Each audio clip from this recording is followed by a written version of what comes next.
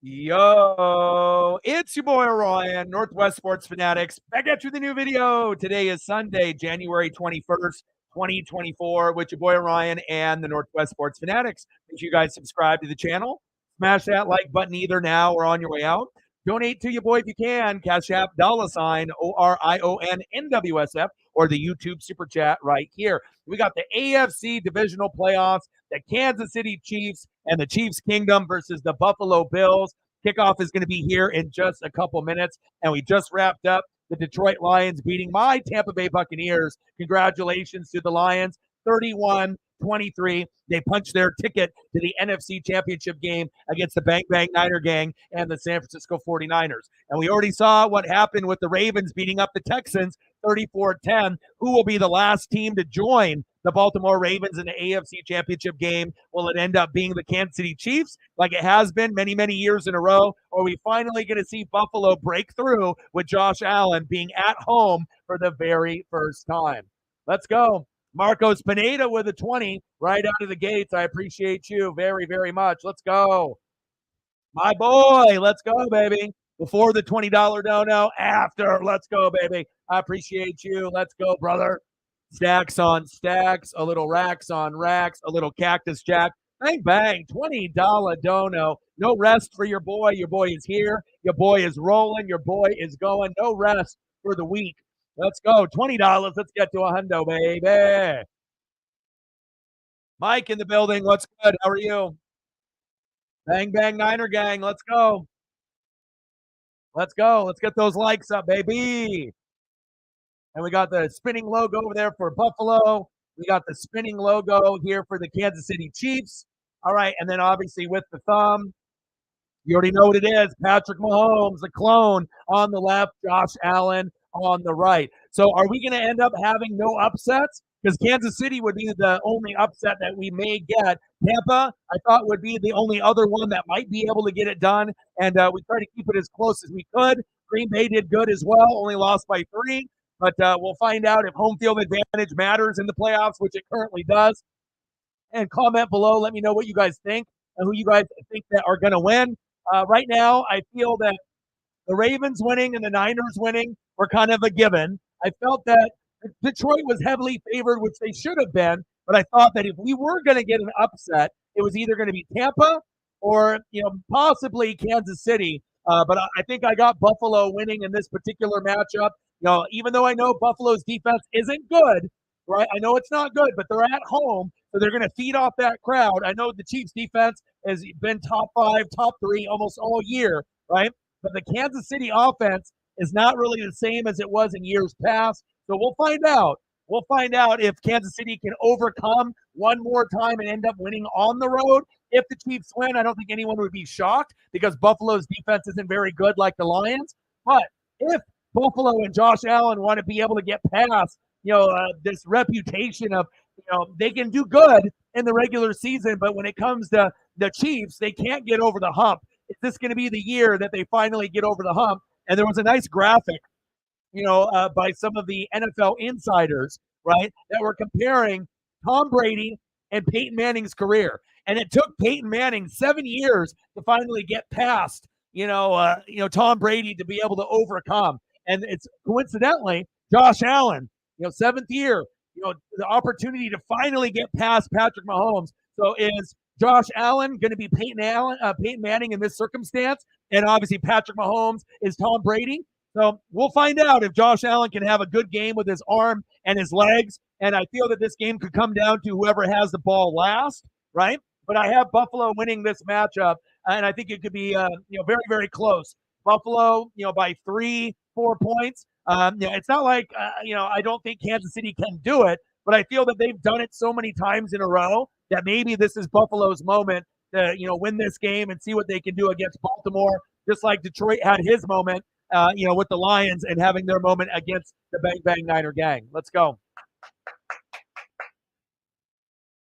Let's go. Mike in the building. What's good? You got your photo updated. I love it.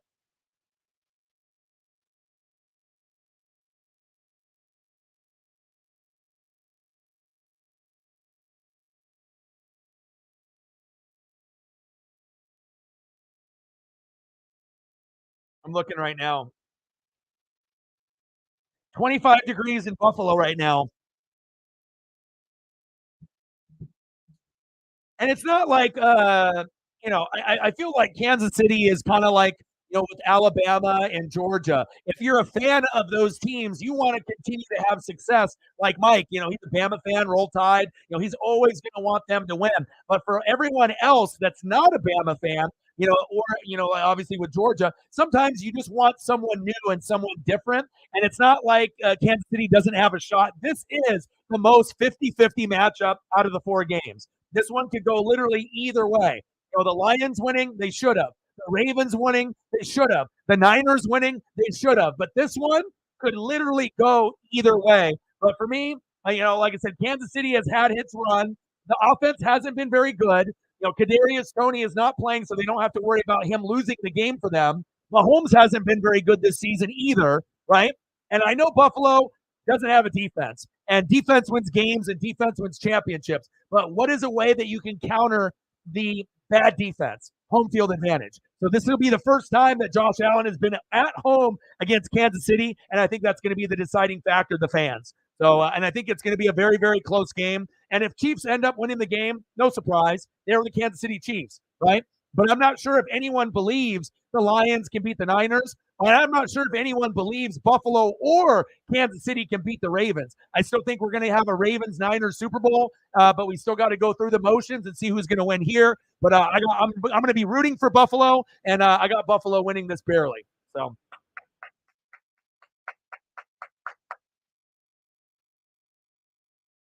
Michael in the building. What's good? Michael and a Michael. Yeah, but again, we were 9-8. No expectations. It's like Baker Mayfield. Sometimes he plays good, sometimes he doesn't. On the road, we were able to beat the Eagles, at home. But I mean, let's be honest. As far as an NFL fan is concerned, if you're not, a Detroit Lion fan per se, who would you rather see play the Niners, the Lions, or the Bucks? I mean, no one wants to watch the Buccaneers play. Let's be honest. No one wants to watch the Bucks play against the Niners. It would be an utter blowout. And the Niners might blow out the Lions, but at least they have better players over there as far as the excitement factor. Haven't won a playoff game in 30 years. Now they've won 2. And it shows you got to crawl before you walk.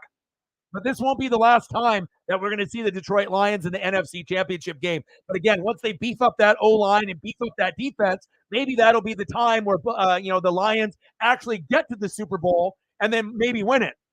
But right now, that O-line and that defense really isn't where it needs to be. But if they play well, they have a shot against San Fran. And again, whoever wins between Buffalo and Kansas City will have a shot against Baltimore. But it just kind of feels, that Buffalo and San Fran were the 2 best teams all year, besides Philly when they were, 10-1.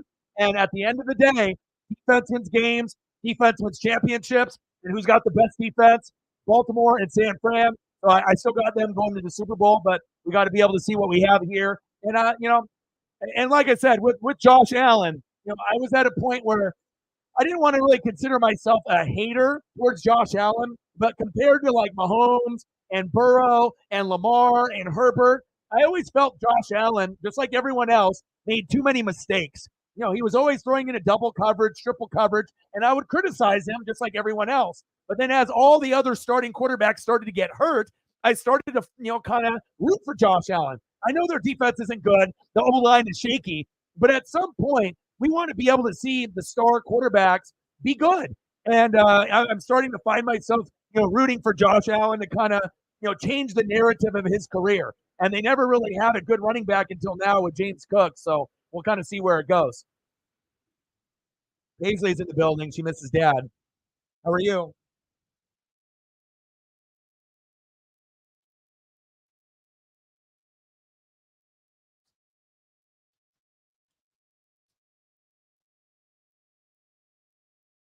Come here, honey. Gotta go lay down on the couch. Dad's got one more game to do. Daddy's got 2 games to do. Paisley is not happy, but Daddy's got to grind.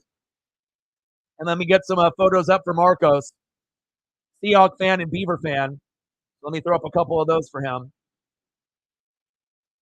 Marcos, are you in the building?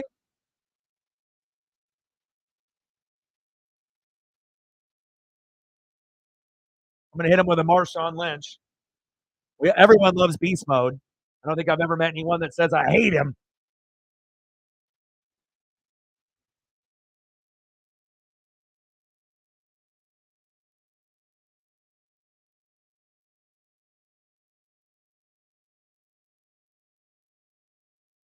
Appreciate you, Marcos, my boy.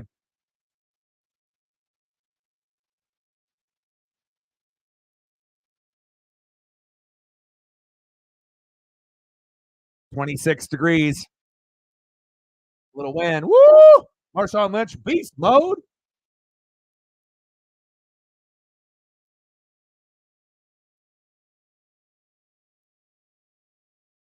Shout out to everybody in the room. Love you guys and appreciate you guys very much.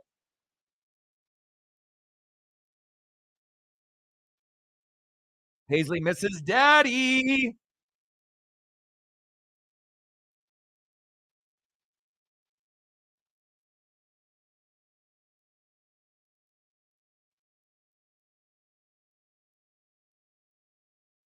Good thing I made the thumb in advance. Otherwise, this wouldn't be possible. And again, what did we have said all the time with Josh Allen? Once they ended up getting a top 10 running back or someone that plays like a top 10 running back, they're going to be better. And even though the defense has no Matt Milano, Tre'Davious White, Von Miller, all these guys have been banged up or injured and whatnot or out for the year. Now they finally have a running back that is legit top 10 running back type of player in James Cook. So if James Cook is cooking like Salt Bay, Josh Allen can run and throw. They're going to have a chance against this Kansas City Chief team that maybe has a better overall team. But again, being on the road isn't the same as being at home at Arrowhead. So we'll find out real quick if Kansas City can fight those demons on the road or if Josh Allen will finally get his flowers at home. Let's go.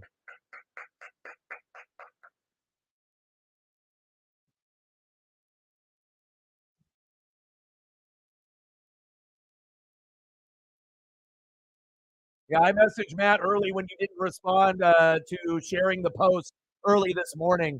So I made sure that I got a hold of him. So at least I had someone to be a backup. So Matt will be the backup from here on out. And then unless we have like Elliott, being able to have the time to fill in as third string.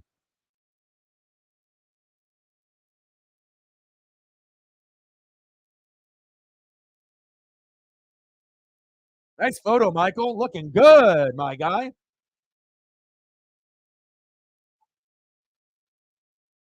Can you imagine if I was a biased fan? There's no way in hell I would be able to do this stream after that Bucks loss. If I was a hater, you get those people like when you're younger, and you have so much emotion, there's just no way. That makes it good for me not being a hater. First down and 10, Allen, Diggs. Oh, fumble. Wow. Come on, Diggs. Jesus Christ. Get those likes up.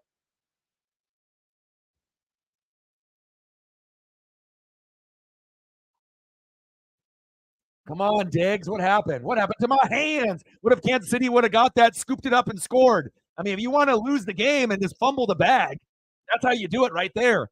I would be very concerned if I was Diggs here. If I'm Allen, I'm not going back to him. That's like at least not right away. You may want to go back to him, but that's not a good sign for a guy that is trying to be a Hall of Famer. 10-yard penalty flag on the Bills. Loss of down. Second down.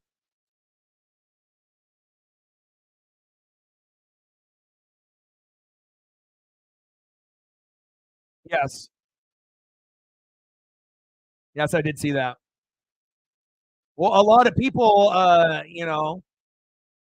want Dak out for a reason. Honestly, if they got rid of Jerry Jones, they got rid of McCarthy, and they got rid of Dak, they would actually be better off. Or even if you were able to get rid of Jerry Jones and you kept McCarthy and Dak, then things would improve. You just need to have someone that's not the owner trying to be the face of the team. Allen? Oh, incomplete. Chief player is down. Edwards is down, the former Buccaneer. I could have used you today, Edwards, on Tampa. No sacks, no picks. You have to be able to get to the quarterback if you want to be able to win in the playoffs. And it showed you, like, Tampa played well, but again, You have to be able to get sack lunches, picks, and fumbles, and we weren't able to do it. And that's really the difference in a lot of the games. So you are back. I appreciate you. And like I said, we've been building up our female fan base too. I remember when I first started, it was like 3%, 4%. Now we got it into like the 10 to 15% range, and I'm hoping that I can get it up to about 30. One day where it's like 70% dudes, 30% female, or 60% dudes, 40%. But again, I wanted to make sure that it's a safe place where people aren't going to be judged, people aren't going to be hit on, there's not going to be a bunch of inappropriate bullshit. You know what I mean? Like I boot out a lot of people. Like I'm not like every other channel where they'll accept anybody being a keyboard warrior. I'm going to make sure I preserve the mental health for the important people that are on this channel. So if that means that it takes me longer to go from 20,000 to 25 or 30 or whatever, fine. I want to make sure I have the right type of people in the room. So let's go. And honestly, a lot of the females that are a part of the channel are pretty fucking intelligent. Like a lot of the females that are a part of the channel, because we're not average here, we're fanatics, right? No matter what it is. And we can have many, many interests, whether it be, with basketball, baseball, football, hockey, wrestling, or in your case, fashion or anything else. But everyone's going to have like, their lane, something that they love, something that they're really good at. And also trying to bring those people together. And sports is one of those things. It doesn't matter if you're white, black, Asian, Mexican, Puerto Rican, Cuban. Sports and wrestling bring people together, and that's what I'm trying to do.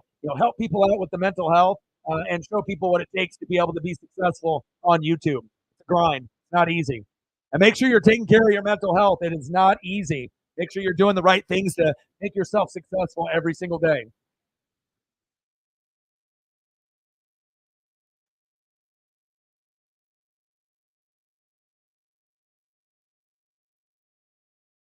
Let me throw up another photo up here for my boy, Marcos, who just donated a 20 spot.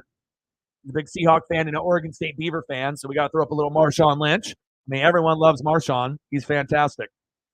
From the Bay, baby. Let's go. Appreciate you, Marcos. Let's go. We're at 20. Let's get to a hundo. Smash that like button. Let's get it. Appreciate you, Matt, helping me out on the Twitter /X side.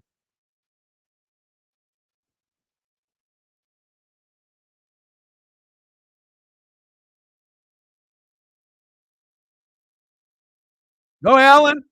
Oh, lateral. Let's go. Yeah. Yes, sir. Let's go. Shout out to all the people watching on Twitter /X and Matt and Sarah. Appreciate you helping out on the Twitter /X side as well.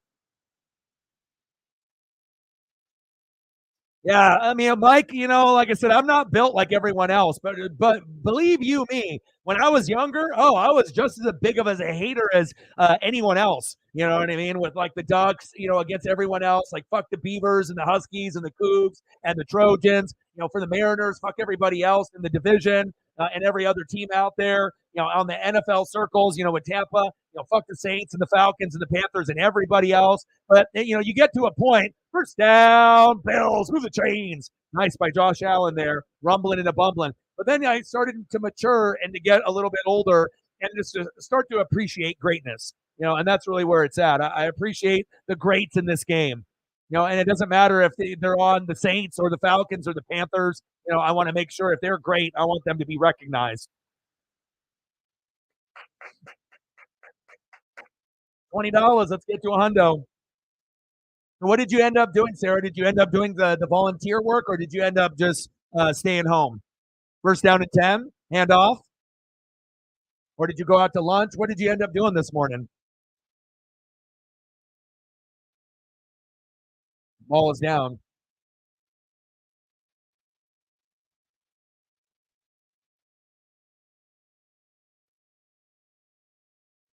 Paisley's not used to daddy working.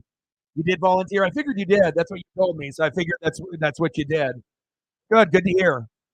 That's the type of people that we have on this channel, being selfless, taking care of other people other than themselves. Shout out to you. And I'm glad I had a replacement, and Matt did a good job. Yeah, but again, it all depends on who you are. Every person's built different. Some people are going to have those rivalries, true and true. But again, I'm not like everyone else. So, a lot of people are going to be that way, young or old. I mean, like if you really think about it, a majority of fan bases are incredibly biased for their players and their teams. I would say 90% of America, that's how it is. Someone like me is like one in a billion. I'm not normal. Like I said, to be able to have this appreciation for all the greats, regardless if they're on the Saints or not. But there's nothing wrong with having some bias and for your favorite team and for your favorite players. I mean, it's kind of natural. Third down and 4. Man in motion. Diggs. Shotgun set. Allen steps up. First down. Bills. Move the chains. Let's go Buffalo.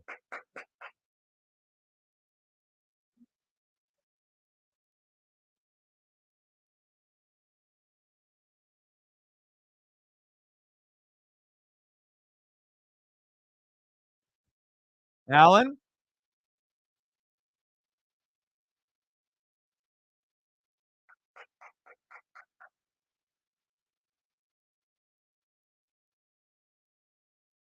Now, everything was going good, for them for years and years and years. We had a great support, from the Eagle fan base, the Saint fan base, and the Chief fan base. But then things got a little hard for the Saints, right? And a lot of their fans disappeared. Things got kind of hard for the Chiefs. A lot of their fans disappeared too. I mean, you're still one of the best teams in the NFL. It's not like they're garbage or anything. It's like not every year is going to be a Super Bowl year. Not every year you're going to be at the top of the mountain. We'll find out if we end up having any Chiefs fans show up for this stream.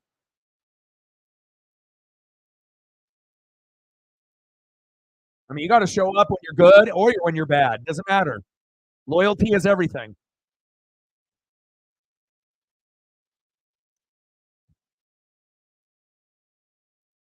right? You're going to root for all your Bama players on the teams, right?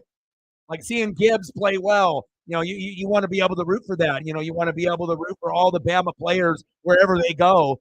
Whether they're on the Saints or they're not. You want them to play well. I mean, it's your school, it's your team, it's your guys. There we go. First down, Bills. But the similarities to the Tom Brady versus Peyton Manning and the Josh Allen versus Patrick Mahomes, it's pretty frightening.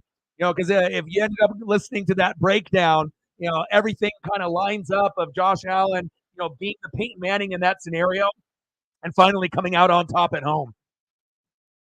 Like the same amount of time, the same amount of years, the same amount of matchups that Josh Allen failed and failed and failed, just like Peyton Manning failed and failed and failed until finally they were able to get a home, playoff game, and then finally Peyton won. And we'll see if Josh Allen can do the same thing Peyton did. First and goal, Cook.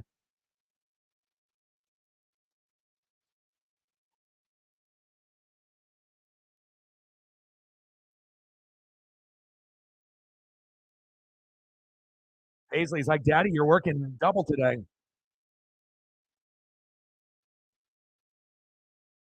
I actually wanted the Saints to make the playoffs last year and this year over me. I didn't want to go. I'd rather get draft picks.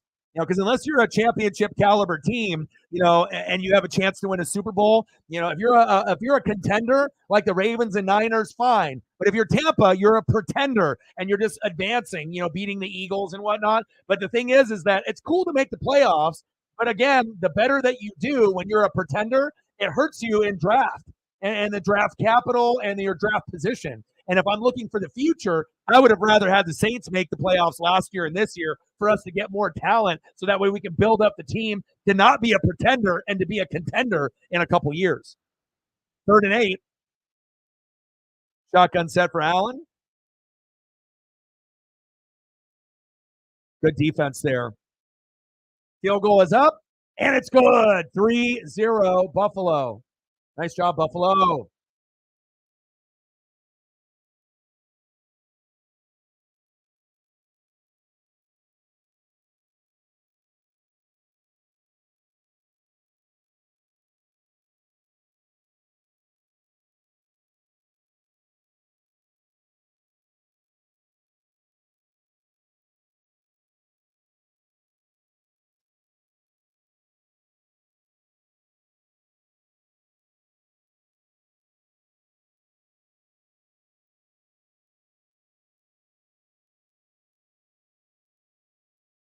Fast kick is up, and it's good. 3-0 Bills. All right, Bills Mafia. All right, Chiefs, your turn.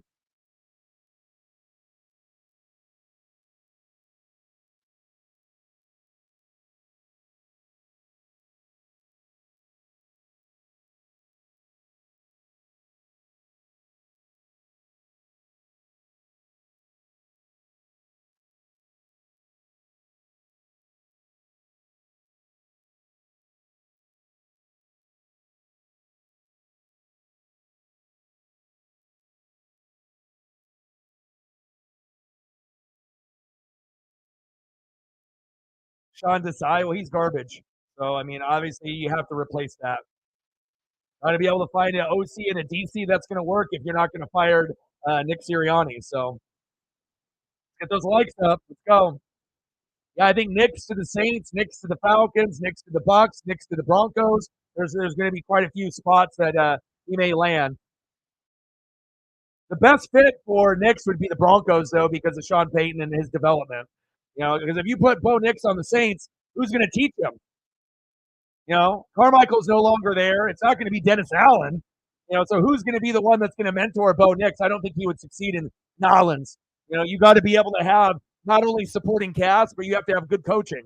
And until they decide to fire Dennis Allen and to move on to find someone closer to Sean Payton, you need to be able to have the right coach and the guy that can develop a quarterback.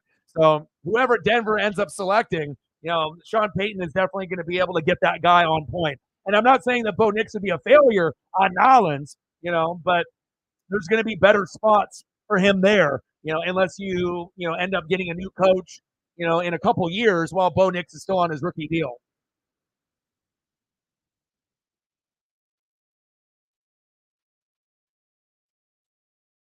Go, baby.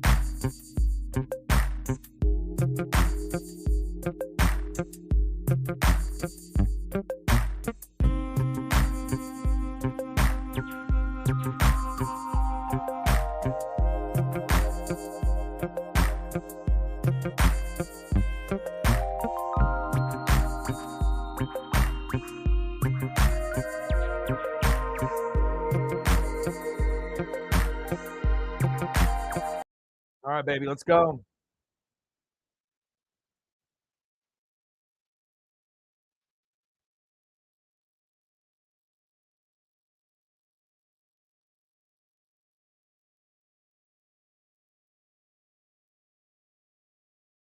Lots of boo birds coming out.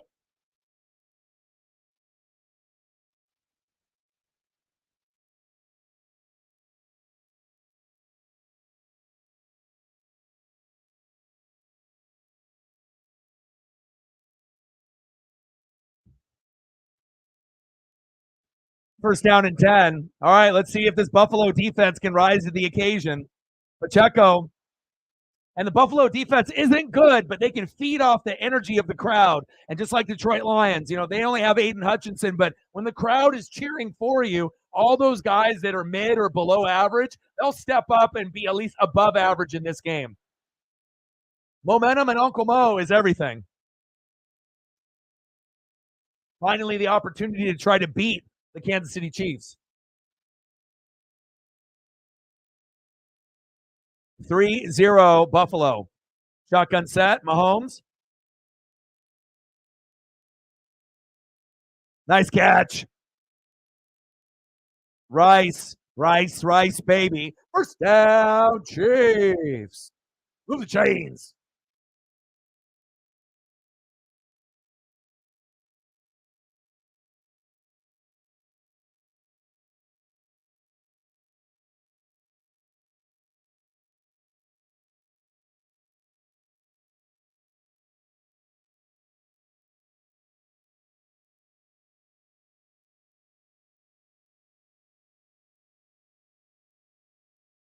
Man in motion. Play action fake. Mahomes. Kelsey, first down. Chiefs, move the chains.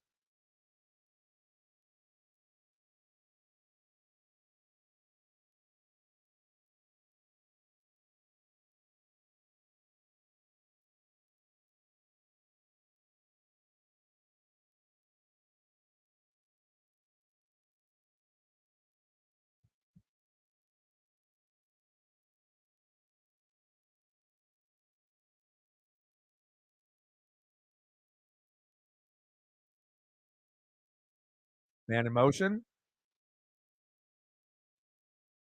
Up the gut. Pacheco. Decent game there.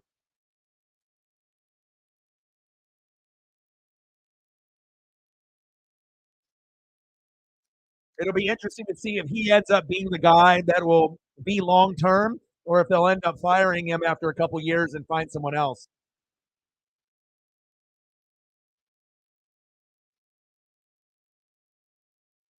Hard shoes to fill for Nick Saban.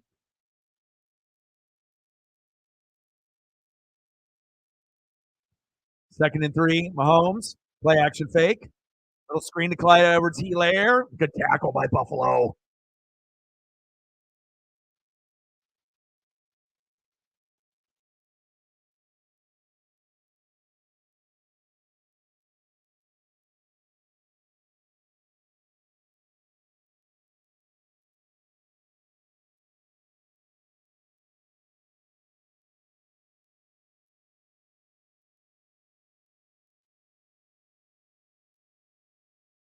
Third down and 5.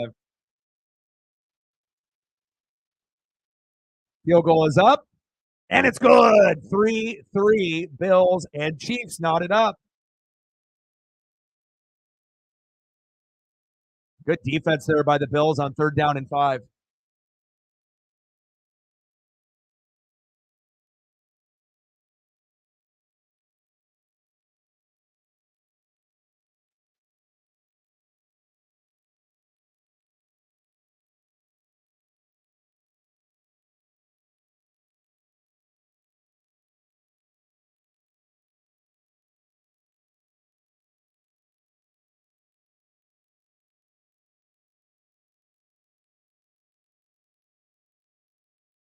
Good start for this game. Right down the middle, baby. The field goal party. Butker ties it up. 3-3. Bass. Butker. Let's go. All right, Bills, your turn.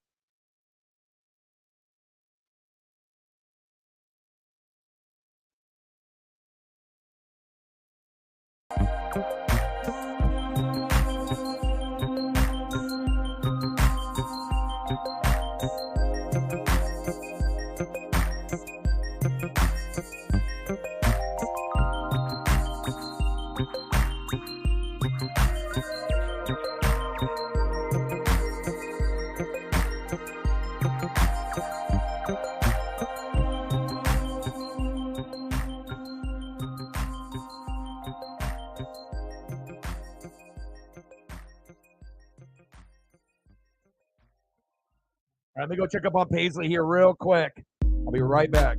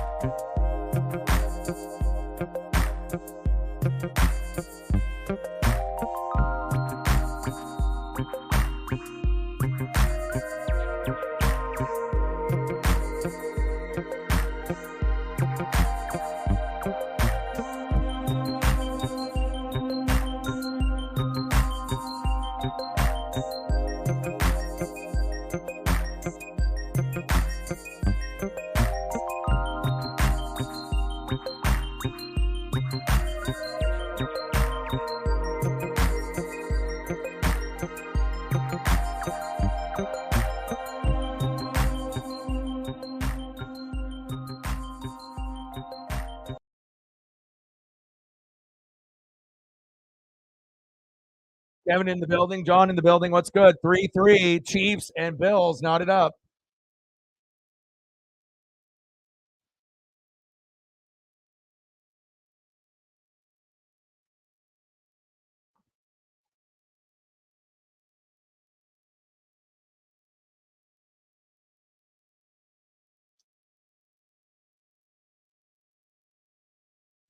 Let's get to 20.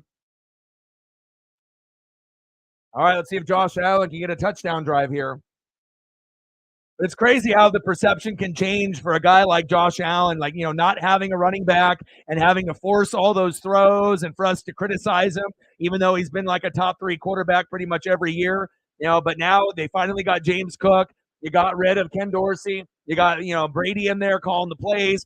Things are on the up and up. Maybe Diggs' numbers have gone down a little bit, but overall, the Knox, the Kincaid, Gabe Davis, maybe the only one that's sacrificing a little bit is Diggs and his looks. But if the team can go further, without giving him so many looks, it's all about team, not me, right? So instead of Diggs getting 14 targets every game, if he ends up getting like 8 or 9 and they can spread it out to other guys and they win and can beat the Chiefs, I mean, that's ultimately what you want, right? You want to be able to get past the Chiefs and try to make it to the Super Bowl. But again, the offensive line and defense still need a hell of a lot of work for Buffalo. If they want to end up winning a Super Bowl, they need to improve those 2 areas by a lot. They got to get onto that Baltimore Raven level. Little screen. Shakir, first down, Bills.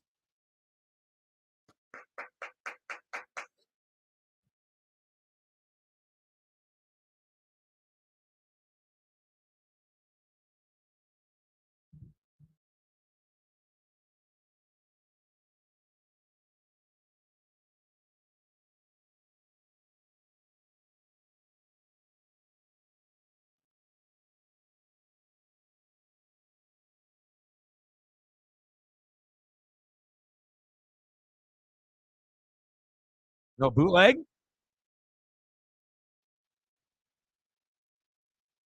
First down, Bills.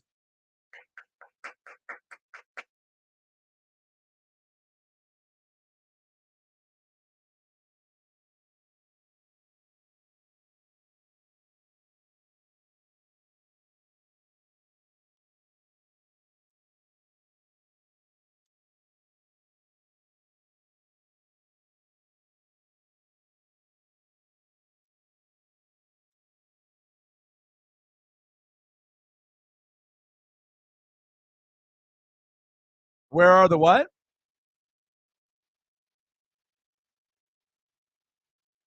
Nice run by Johnson there. That's a good question. Everything was going good for them for the past few years, and then this season they've had kind of a rough year, and the fans disappeared. I mean, I didn't think Chief fans were bandwagon, but I mean, it's like your team is still in the playoffs. It's not like they fell off the face of the earth and went 5-12.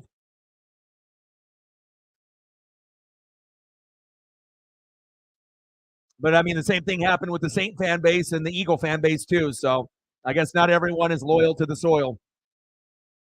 First down, Bills.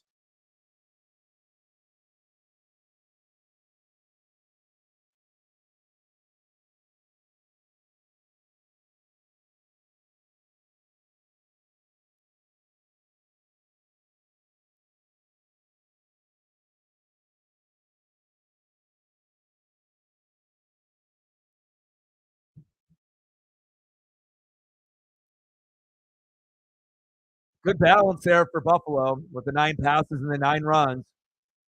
And that's the balance that they need, you know what I mean? Because like before, when you had Singletary and some of these other guys, they were all RB2s, RB3s, and they finally got a guy that's a true RB1 in James Cook. And you've seen the difference, with getting Dorsey out of there, getting Brady to call better plays, to give Cook a lot of opportunities, which they should, and that'll open up the passing game for Allen, and also open up the RPO for Allen to run the ball once in a while. And you never know, he might end up getting another 30, 40-yard touchdown again. 2nd down and 4.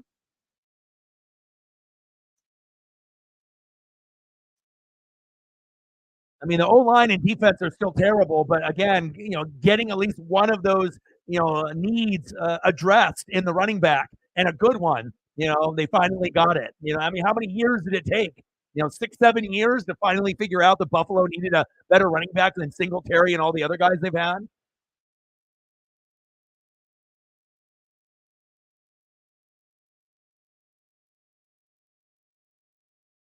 Shrimp, crawfish, all the shrimp and crawfish.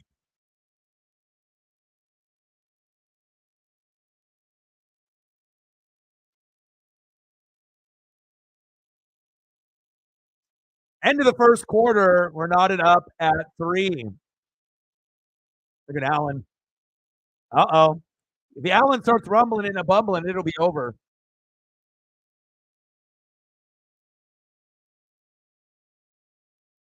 Good first quarter.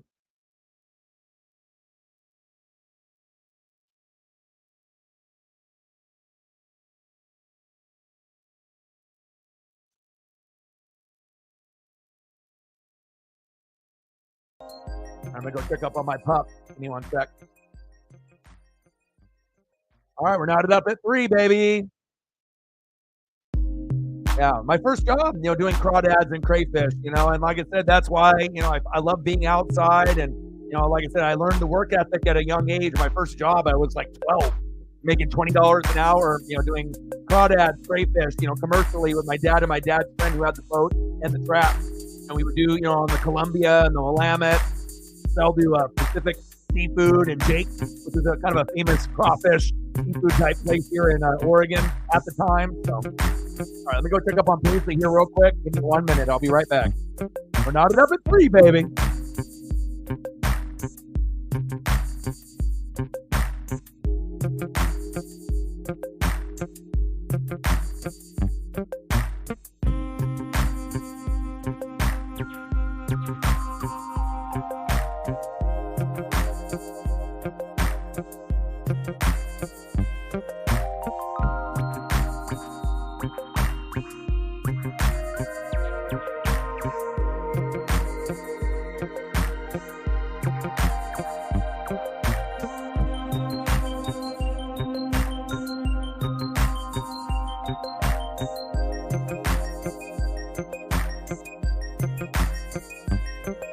You did? Nice. I'm jealous, man. Like the people, that have access, to water. And obviously, if you're in like hunting areas and you have lakes and rivers and other things that are kind of close by, like you want to make sure that you're taking advantage of that. Like I feel that there's so many people, that spend too much time, on TV and social media. Like sometimes, like it's good, like when we're watching games and everything. But there's also needs to be a time where you can reflect and get outside, smell some fresh air. Go camping, go hunting, go fishing. Just get out there, go for walks. Enjoy nature. And I feel that like once you end up, doing that, you'll be able to kind of feel overall better about not only your life, but it'll help you get in shape and it gets you in touch with nature. My life has changed having Paisley and being able to get outside and spend time with her.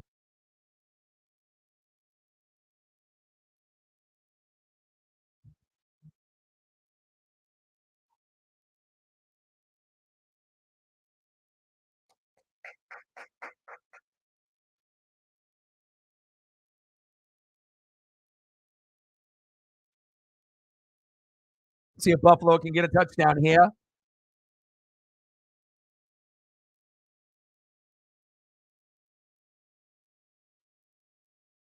First down, Bills.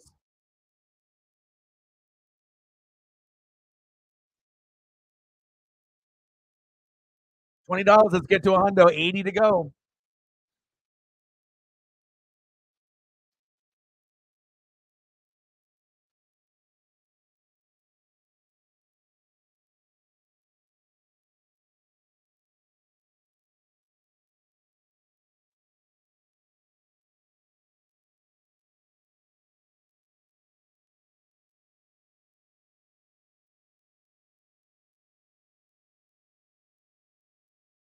Touchdown, Buffalo. This one's going to be interesting. They're not going to have an answer for Josh Allen in the air or Josh Allen on the ground. Extra point is up, and it's good. Buffalo Bills, baby.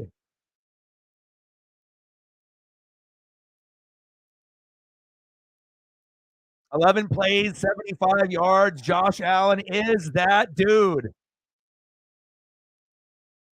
Good for him to be able to change the narrative of his career. You know, it took a firing of Ken Dorsey, bringing in Brady, getting a James Cook. O-line and defense still are crap, but hey, Josh Allen is that dude. Let's go. Let's go. Yes, sir.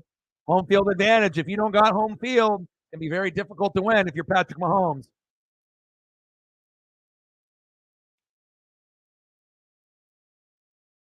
I knew it was, and people acting like it's not a distraction and everything. It is. So, but at least they don't have Kadarius Toney out there, so they don't have to worry about drops with him. You can just go to Kelsey and Rice and Pacheco the whole game. You don't have to go to anybody else. Sky Moore's already injured, Kadarius Toney. So a lot of those other guys, you don't have to worry about fucking it up for you. And then if they end up going to like a Justin Watson or a Noah Gray, they're pretty reliable. They're not going to drop as much, but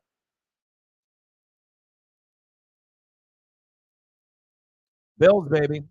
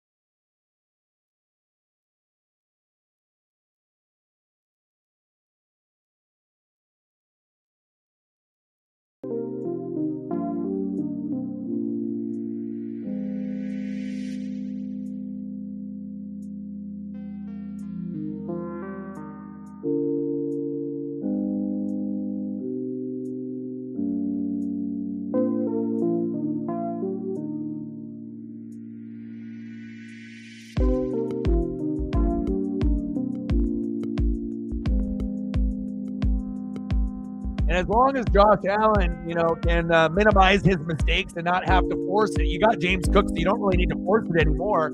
Josh Allen can get to a point where he's considered the best quarterback in the NFL before his career is over. It may take a couple years, and they may have to build that O-line, give him more time, and build up that defense. But you're starting to see, with some of these guys, if you don't have a full, complete team, you can't expect Josh Allen to do everything. And in essence, that's what they were kind of banking on early in his career. So you got to do everything for us to be able to win. And obviously, they're not able to do that, because then you're getting Allen throwing into double, triple coverage, playing good for a couple quarters, and then fucking up in the second half or in the fourth quarter. Now the narrative is starting to change, and I like it.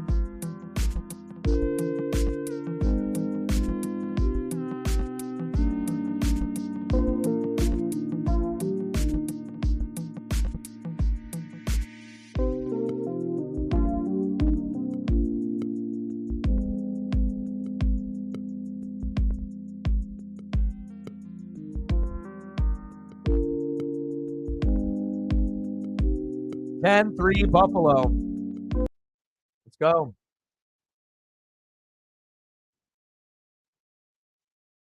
I mean, it's just like the majority of America rooting for the Lions over the Bucks. I'm not taking it personal. It just so happens I'm a Bucks fan, and I would rather have Detroit advance anyways because that's a better matchup against the Niners. No one's going to want to watch the fucking Niners beat the Bucks by 30. That'd be a terrible NFC Championship game. So, but even if Buffalo wins this game, I'm not sure if they can beat Baltimore. Based on how their defense is. But again, if James Cook has a good game and Allen can run and throw, and their defense can step up, they'll have a chance to maybe keep it a little bit closer than people think. If Buffalo ends up winning this game, and then the same thing with the Lions, they're going to have some moments where they're going to be able to keep it close. But In essence, we should have a Ravens-Niners Super Bowl, the two best teams in the NFL.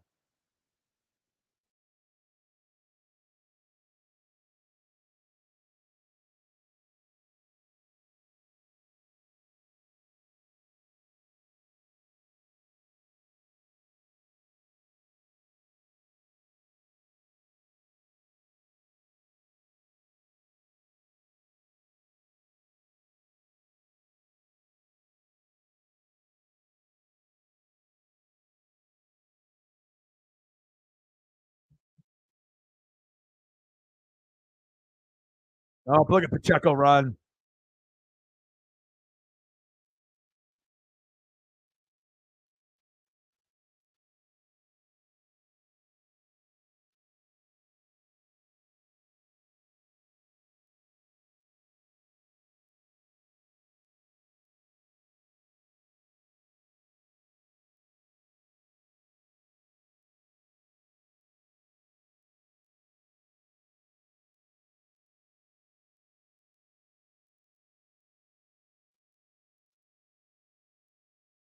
Dodson injured on the play.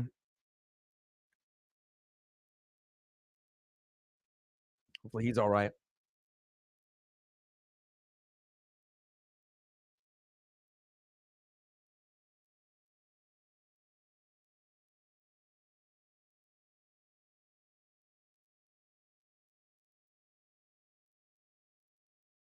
I'm going to go grab my water here. I'll be right back.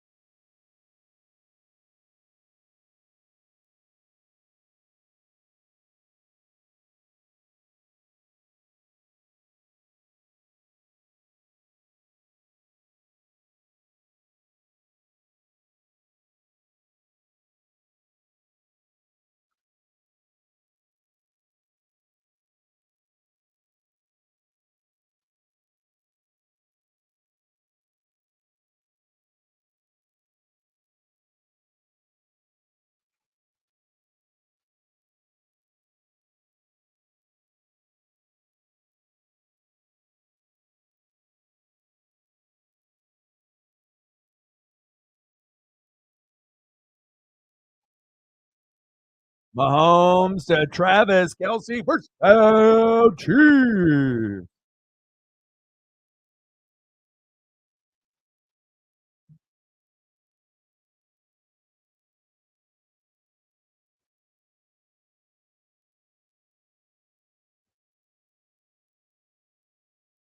Passing complete to Noah Gray. Look at that catch from Kelce in that replay. Woo! Nice catch.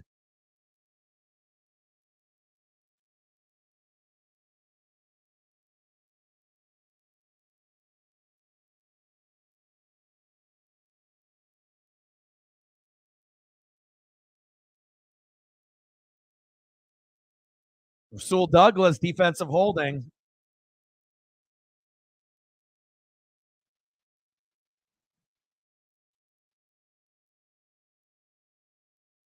I figured they'd be looking at Noah Gray or Justin Watson at least a little bit in the game.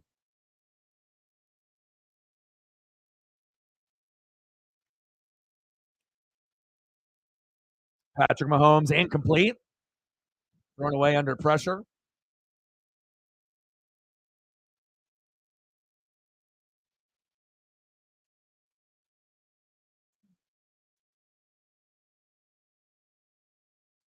First down and 10 at the Buffalo 22.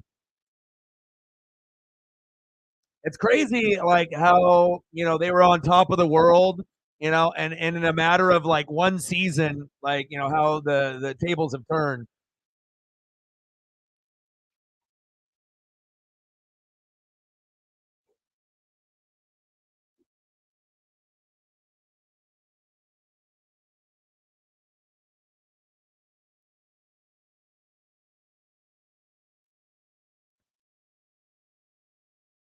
Well, pass to Noah Gray for 4 yards on second down and 10.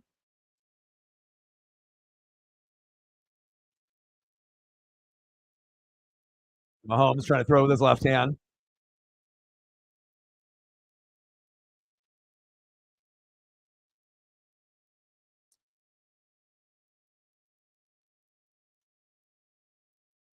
Third down and 6. Patrick Mahomes with a pass to Rice.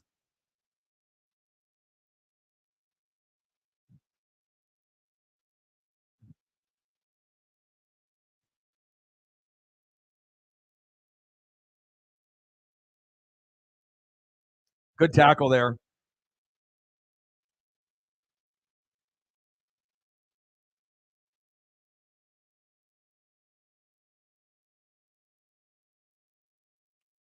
First and goal. Mahomes pass incomplete to Travis Kelce. They're going to be looking. Smash that like button, baby.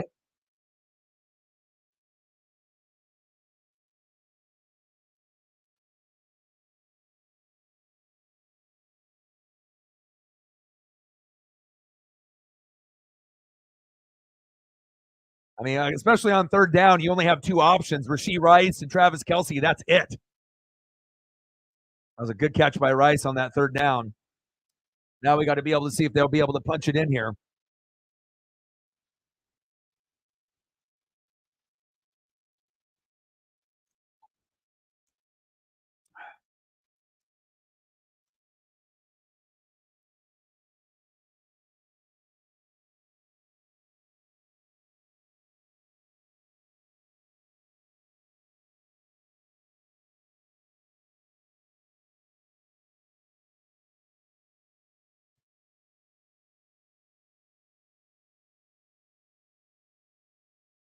Back of that end zone to Travis Kelce. Not enough touch there. Second and goal on the Buffalo 10.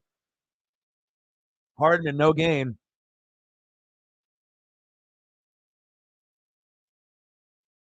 Recovered by Justin Watson with that fumble. That's why you don't go to McCole Hardman. You don't go to the players that you can't trust anymore, even if it was a staple of the team a couple years ago.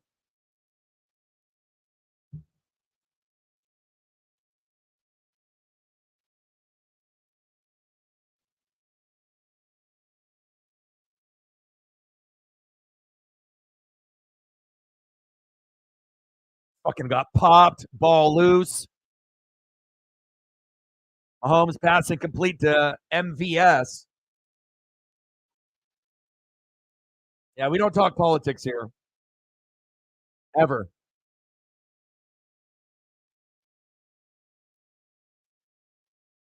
God, how did he not get that? It was right in front of his face.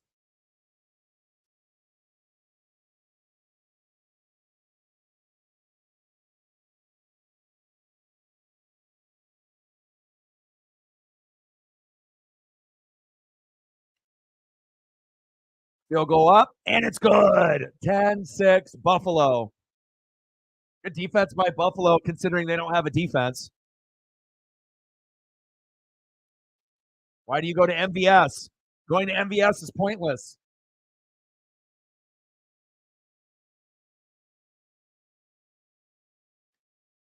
This is not the same Kansas City offense from the years past. You cannot take chances going to guys that are unreliable. And if you are going to go to guys that aren't Rashee Rice or Travis Kelce or Isaiah Pacheco, then it's got to be like Noah Gray. That would be like the only acceptable guy to go to.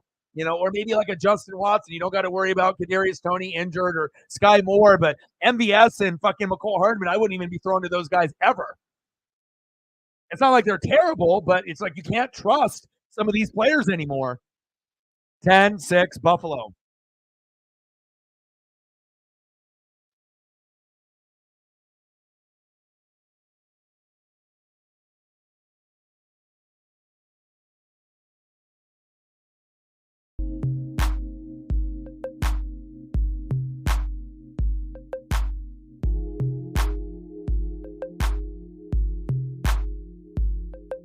I mean, they really only got Pacheco, Rice, and Kelsey. That's it. I mean, the other guys are names, but it's not the same.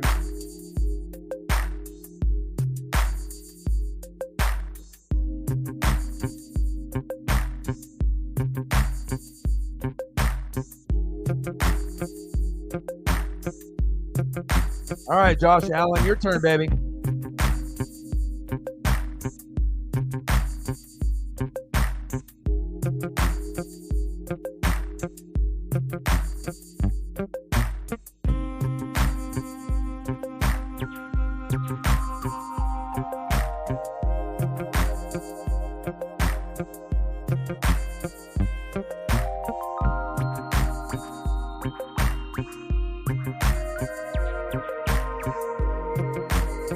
Get the ball to this man, James Cook, baby. One of the better running backs they've had since Thurman Thomas. Big facts.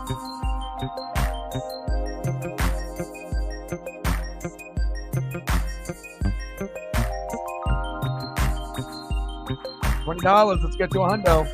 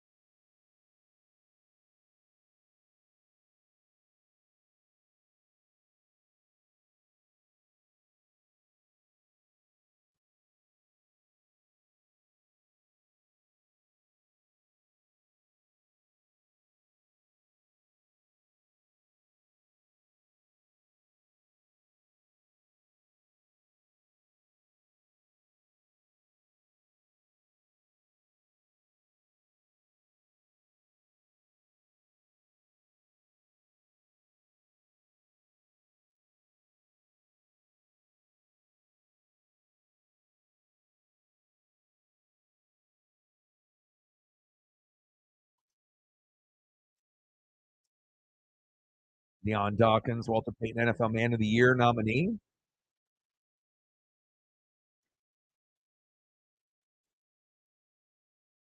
Love you, Paisley. Ty Johnson, good tackle there by the Chiefs.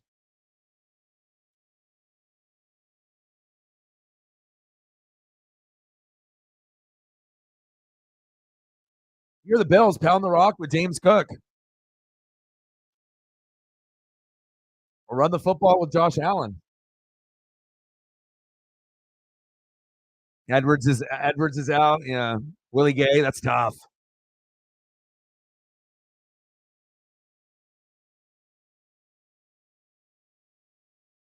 If you don't got those two guys, I mean, their defense is getting ripped apart, and they're not going to be able to win this game if they keep getting those injuries.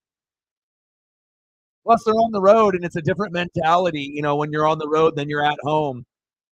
It's not the same Chief team that we're used to seeing. It's a shell of itself. Still a playoff team, but I don't think anyone thinks the Chiefs are a Super Bowl contender. I mean, even if they end up winning this game, I don't think they're going to beat Baltimore. And I don't really see them winning this game, to be honest. It's like, you had your time, you got the job done most of the time, when you ended up, getting to the AFC Championship game or the Super Bowl, but you're not going to be able to be number one every single year. Even though the New England Patriots were able to do it for about 20 years, but that situation was very different. Cook with the toss. Good tackle there by the Chiefs.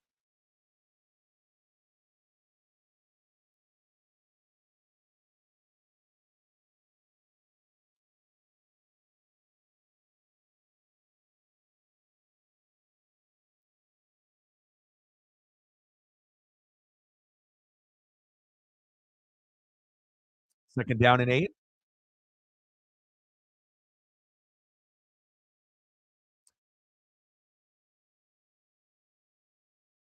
Four wide.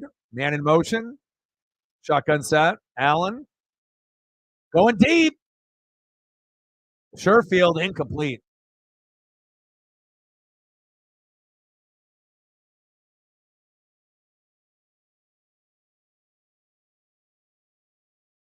Right on the shoulder there.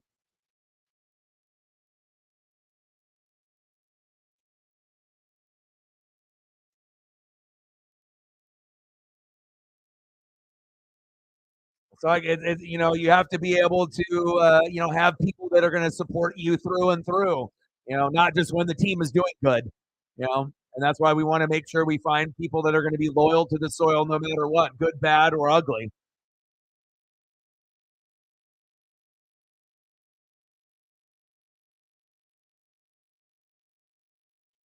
Especially when a majority of the channel were Chiefs, Eagles, and Saints.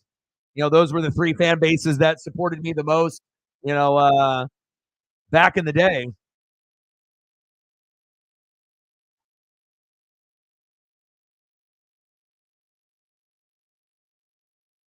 Bills with the punt.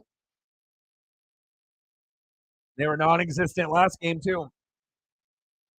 I always love feeling the love, from different fan bases.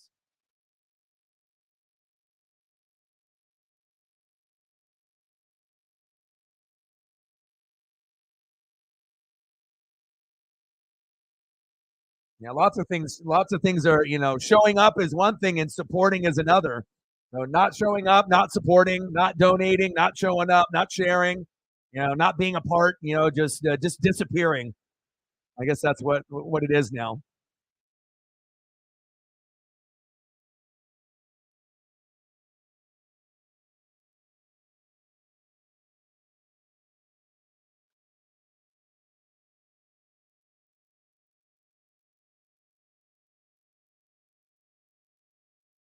You're just ducks, bro.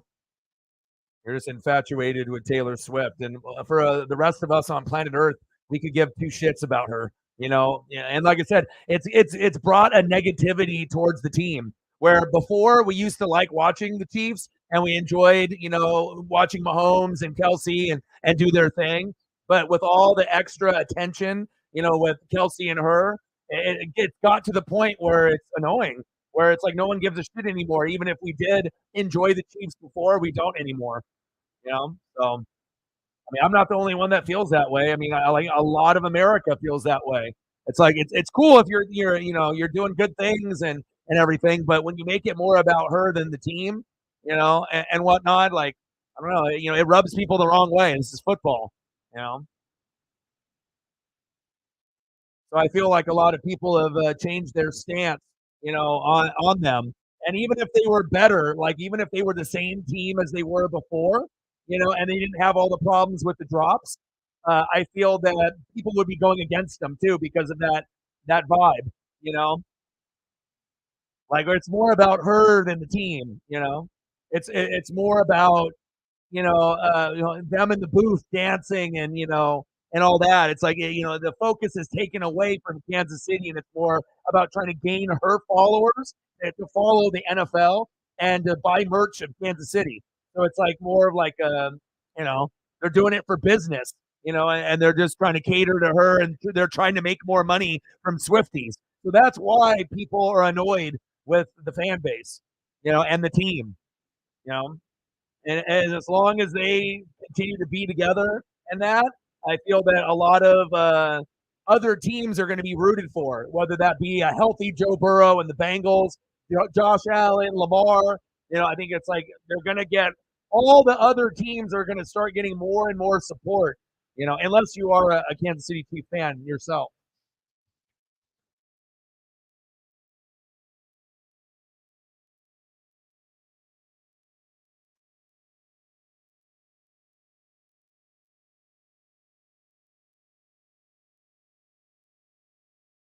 First down and 10.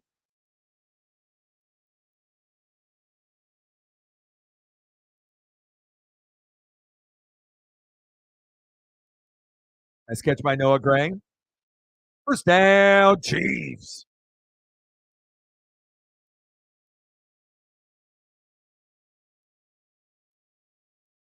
I mean, I don't know if people just want to hear what they want to hear, you know, but I guess that's just how it goes. Sometimes people just want to hear what they want to hear, instead of hearing the truth. But like I said, I always have to call it how I see it, no matter what team you root for, what your favorite players are. I'm just going to call it how I see it. So some people will agree, some people will disagree, but I feel that there's been this like negativity floating over Kansas City all year. You know what I mean? And like I said, like they're not as fun to watch as they were in the past. Not only of the drops, but just the attention taken away from Mahomes and Kelsey, and it's directed in other areas. Like I don't give a shit about about her or Jackson Mahomes or Brittany Mahomes or and it's fine if you got Travis Kelsey's mom out there, supporting her son. That's fine, but first down, Chiefs.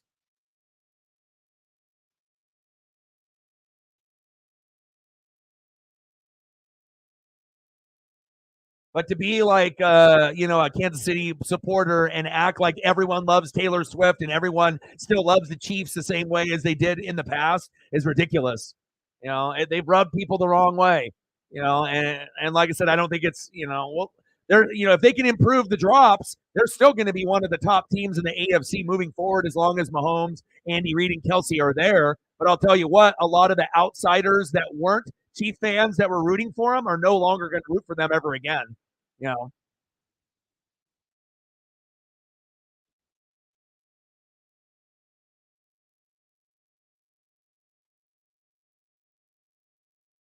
touchdown Chiefs.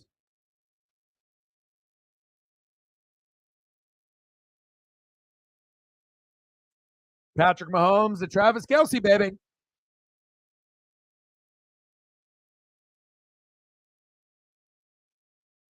That's what happens when you have a shitty defense like Buffalo. Even though you're at home, you will get exposed. Look at that. Wide open. Unbelievable. You can't be that wide open. And that's what happens when you have a shitty defense.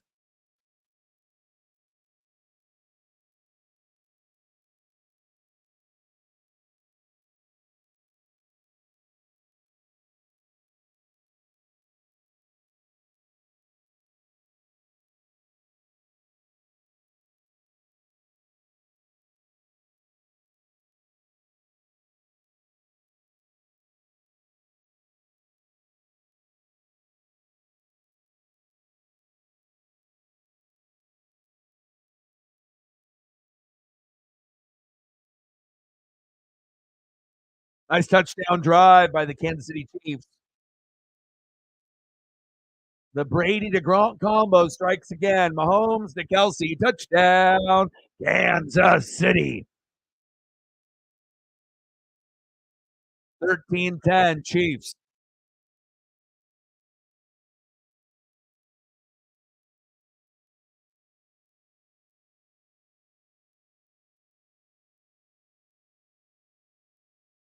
All right, Bills, your turn. Yeah, but I just feel that even if Kansas City keeps playing well, that people, instead of rooting for them to win and rooting for Mahomes and Kelsey to do big things, now they become, I feel like, the enemy, where everyone is going to start rooting against them. And I don't think I'm the only one that feels that way. Like I said, there's going to be opportunities where it'll be like Burrow against them, Josh Allen against them, Lamar against them, and where a lot of times people were rooting for them in the past, I feel that they will go for the other team and the other quarterback and the other players in the future.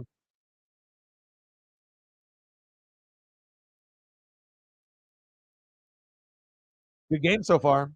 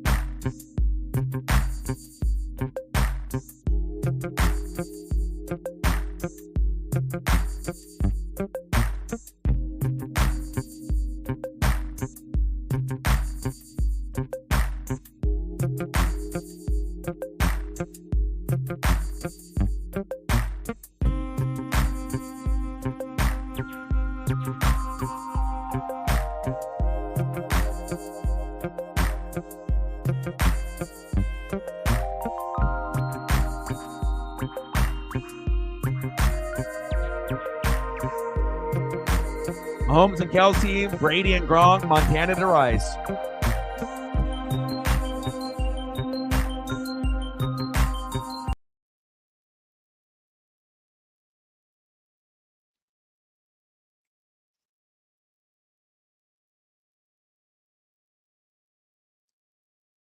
Like the Bills' defense sucks, and the Chiefs have to just find a way to win on the road.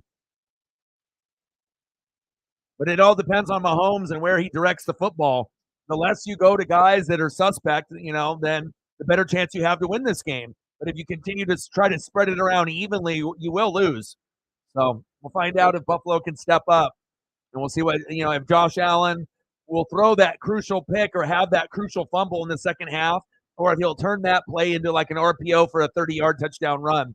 That might be the difference here in the third and fourth quarter.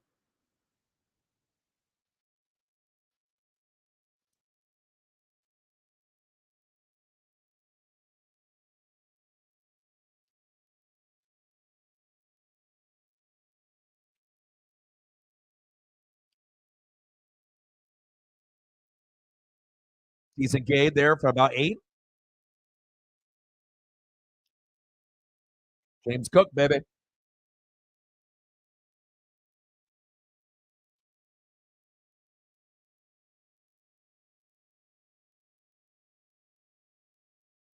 Joe Brady, great job.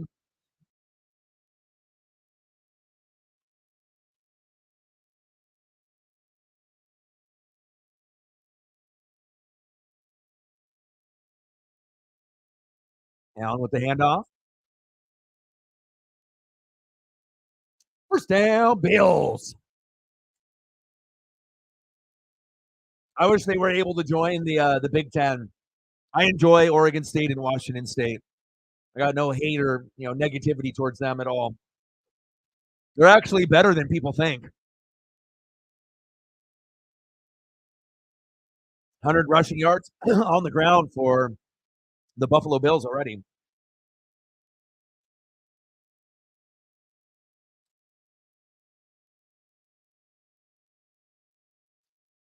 Good defense there by Kansas City. 2-minute warning. I'm going to go use the restroom here real quick.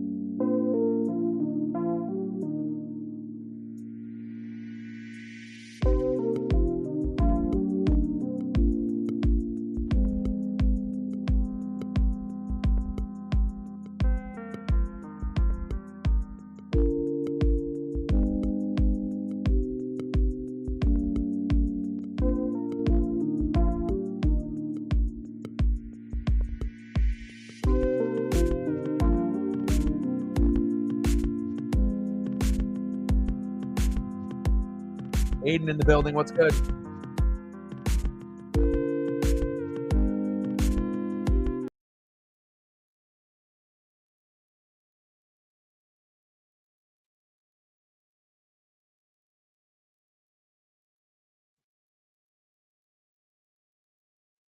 Second down and 11. Allen. Ooh, nice catch. First down, Bills. I am ready for NASCAR.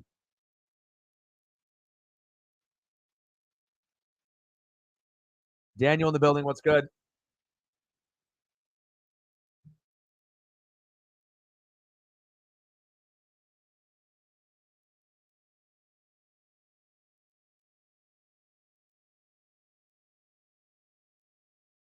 Shotgun set. Allen. We'll check down. Latavius Murray.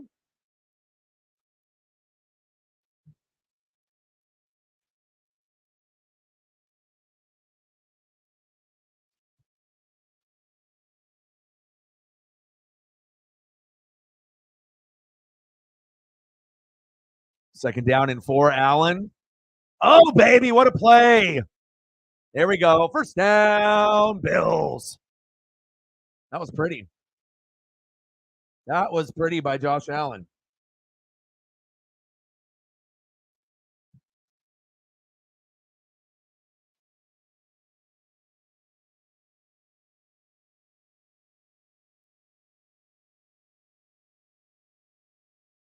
Josh Allen, that's good awareness. I feel like I said, with Josh Allen having James Cook and Brady, he's a whole new man. I feel that he's transformed himself for the better, and I'm here for it. Incomplete.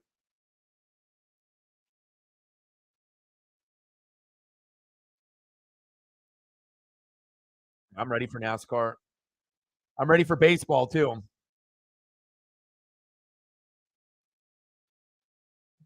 We got to be able to have other things to do other than the NBA. NBA is like literally at the bottom of the barrel.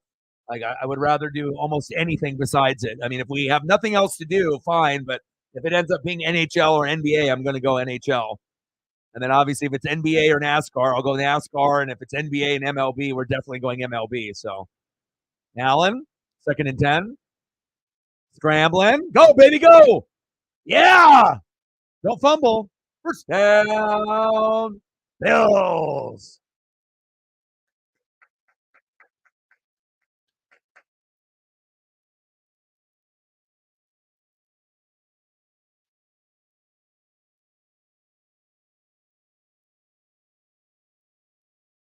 Which race?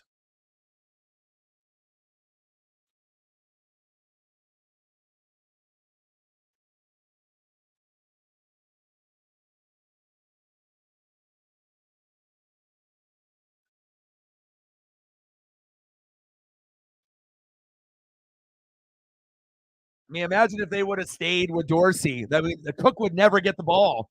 And there'd be so many, maybe Diggs's numbers would be better, but the team would be worse. So sometimes you have to be able to understand what you need to do to change, the organization and change the offense, and start to realize that, James Cook isn't the same level as Singletary and some of the others. He's better.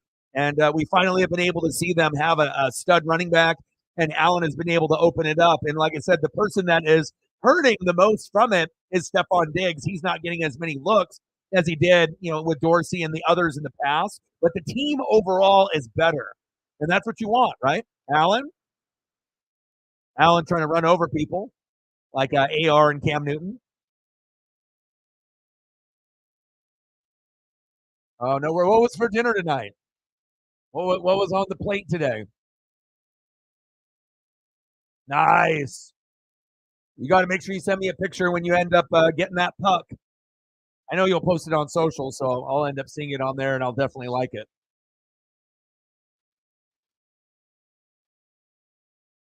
Yeah, but even like I said, if you run the football yourself with Josh Allen, or you hand it off to James Cook, that's better than Allen just sitting back there, and you hoping that the receiver catches it. Obviously Dalton Kincaid is a stud. He's better than Dawson Knox. You got Gabe Davis. You got some of these other guys out there. But again, it's like Diggs is important, but he's not as important as he was maybe in the offense, in the past. But the offense is better. I don't know. Diggs probably hates this because he was the guy, and now he's not. He was like a superstar receiver, and now he's not. So I guess with him, he's probably pissed off, but everyone else is happy.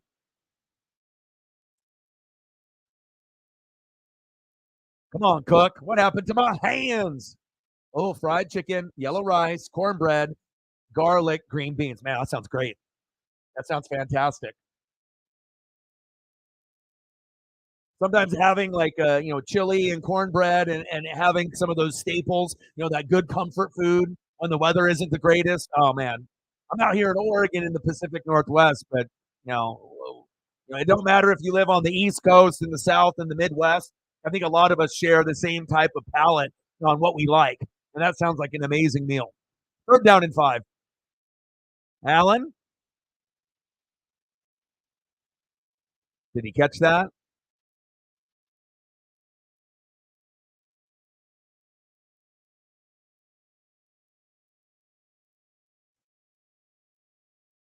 That looked like a catch. Yeah. I mean, anything that's warm, like a really good, soup, and like a chili, I mean, hell, even on a cold day, I'm not saying, it's going to be the most ideal meal, but sometimes, if you want to make like an advanced ramen, and then, put, some other vegetables or like an egg in it, it's not going to cost a whole lot of money. It's going to be a cheap meal, but sometimes just that broth, just like when you go eat like pho or you're eating noodles or you're eating like ramen, sometimes just that warmness, that good comfort that you get from the broth and whatnot. I mean, sometimes that's undefeated for sure.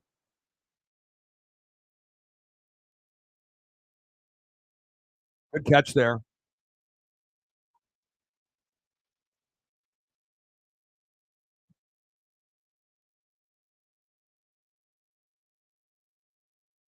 Touchdown, Buffalo. Bang. Let's go, baby.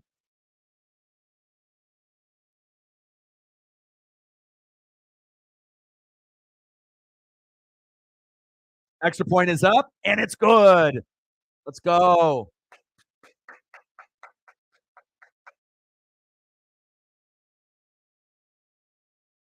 Josh Allen, baby. They don't got an answer for him.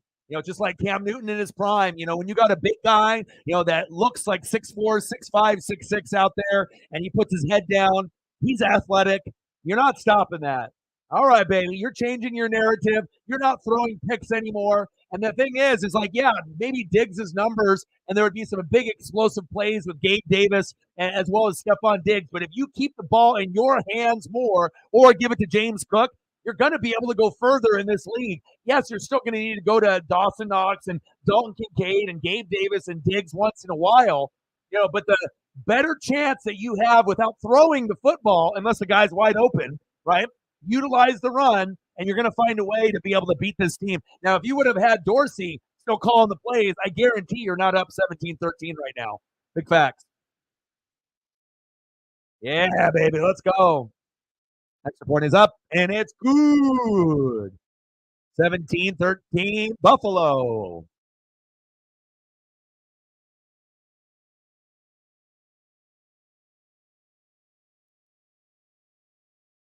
Yeah, I mean, like I said, I feel that the playoffs, there was a little bit of intrigue, but I think a majority of America, whether you watch all the football games or you barely watch, it would be very easy to predict that all the home teams were going to win. You know what I mean? Ravens, best team. Niners, best team in the NFC, but they lost to the Ravens, so they're number 2, right? Lions and their amazing story this year, taking care of Tampa Bay, and then Buffalo finally beating Kansas City because they have home field advantage. So I feel, even before the game started, I felt, if the Chief offense isn't the same as it was, and then you got the whole Taylor Swift, distraction and everything like that, even though the Buffalo defense isn't good, just like Detroit's, if you have the home crowd, cheering you on, that'll cover up some of the holes that you have on defense, and that emotional support that you get, from the crowd sometimes can get you over the top. And that's exactly what we saw in the Detroit game. And that's what we're going to see, I think, in this Buffalo game as well.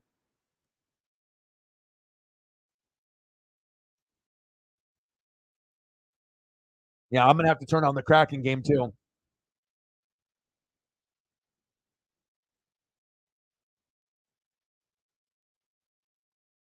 Oh yeah, I mean, there's so many things that you can do with it.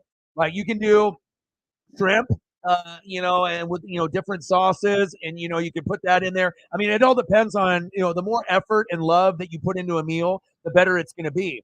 So there's many different ingredients that you can put in there, to take that ramen to the next level instead of it being just like a 35-cent ramen, and then you're just going to have the broth and that. If you got some extra ingredients or you go and get those, you can take this ramen meal that normally is like a 5, and then it goes all the way up to like a 9 or a 10. So yeah, it's going to be very exciting to see how it all plays out. But I mean, I don't. I mean, we already felt that it was going to be Ravens and Niners like 2 months ago, and sometimes we have upsets, But when you actually have a very well-rounded team, and and your defense is one of the top two, with the Ravens and Niners, and it stays that way, defense wins games and defense wins championships. So realistically, either the Ravens are going to win, and they're going to have 3 Super Bowls with 3 victories, or the Niners are going to get payback from the loss early in the year, and then they're going to win. So, I would be very shocked, if the Lions beat the Niners. I don't see any scenario in my head that happening. And Buffalo and KC, I think, maybe this team, would be able to hang around for a little bit. But if Baltimore plays Baltimore football, even with Buffalo, you're not going to get the same Buffalo team playing at home. You're going to be going to Baltimore. You're going to be going to San Fran. So it's not the same as playing at home. Just like when the Bills were on the road to Arrowhead, they just couldn't get it done on the road. So we might get blowouts in the AFC NFC Championship game.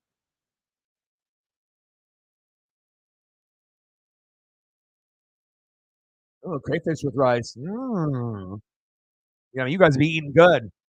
Like for me, I'm on kind of more of a kind of Asian diet and whatnot, and I've been I've been cutting back on the liquor and the beer, and I haven't had fast food in months.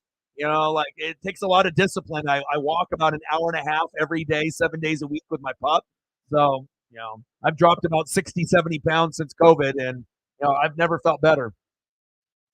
Flag on the play. 17-13 Bills. Good game. Shrimp fries and coleslaw.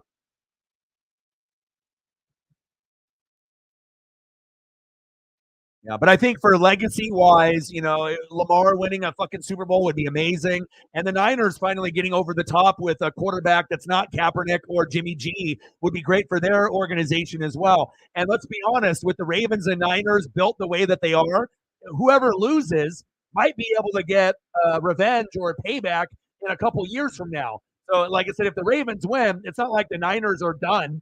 It's like I feel that both squads will end up winning a Super Bowl in the next 10 years. And if we're really lucky, we might end up seeing a squad win more than one. Like maybe we see Baltimore win a couple in the next 10 years. Maybe we see San Fran win a couple in the next 5 to 10 years. So we're definitely in a very good place where even though Patrick Mahomes was the face of the NFL for many, many years, I think that we're going to start to see other teams start to step up, and it's no longer we're living in Kansas City's world. Kansas City is now living in everyone else's. Halftime, 17-13 Buffalo. Oh, a turkey burger with an egg top salad. Oh, you guys are eating good out there. All right, 8 more likes at 20. If you haven't liked the stream, please do. And then let me know what you guys want to do for photos, and I'll throw those up while we're at halftime. Whatever you guys want. And then hopefully we can get some goats to come through and show some love so we can hit the goal.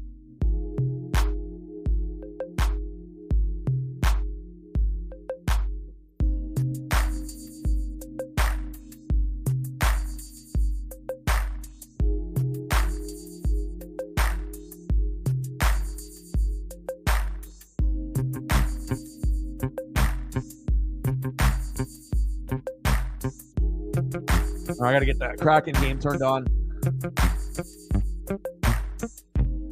All right, let me get this posted up here. I always multitask. I never watch one thing at once. at a time. I'm always watching like 2 or 3 things. So it's like I gotta talk to you guys, interact with you, vibe with you, call the game, watch the game, and then I got others that I need to watch as well. So let me get this going.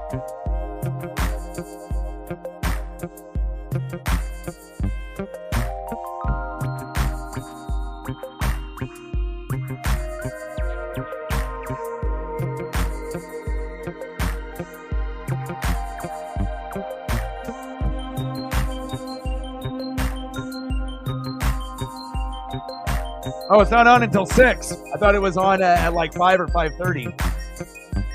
All right, so I still got time. We still got it like by the time that game starts, it'll be like the 4th quarter. All right, I got time.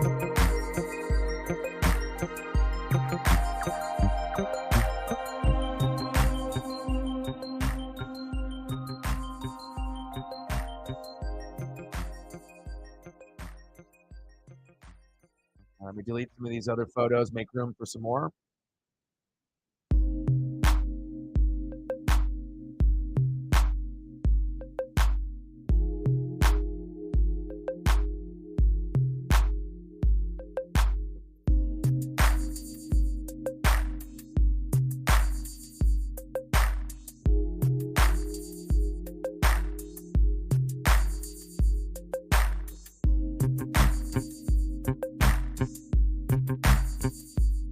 Yeah, and plus, whether people want to admit it or not, sometimes it's nice to be able to get a little bit of more love and pub other than Patrick Mahomes. I feel like Patrick Mahomes has been kind of hogging the spotlight for so many years that it's kind of nice to be able to see someone else be able to, have a little bit of pub, a little bit of love, and to be able to show people that, hey, yeah, Patrick Mahomes, he might have been the best quarterback, Hall of Fame, championships, this and that, but, that's not going to define everyone else's legacy. We want to make sure that we can see others have success too, so.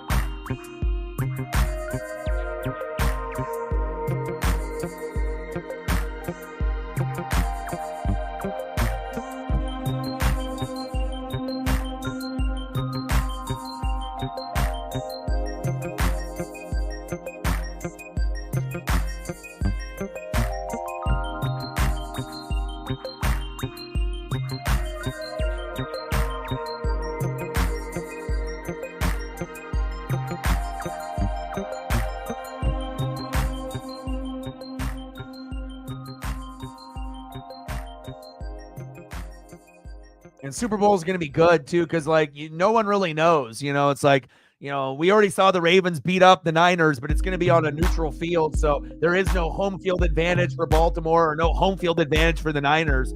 So it'll be very interesting to see how that all plays out if we end up getting that dream Super Bowl matchup, which I know we're going to get, like 100%. I don't see any scenario where Buffalo, even if they win this game, they're not going to beat Baltimore. I mean, the only way that Baltimore and San Fran don't make it to the Super Bowl is if Lamar or Brock Purdy get hurt. And if that happens, then yeah. But if it doesn't, then I don't see any other scenario of any other team finding a way to get to the Super Bowl.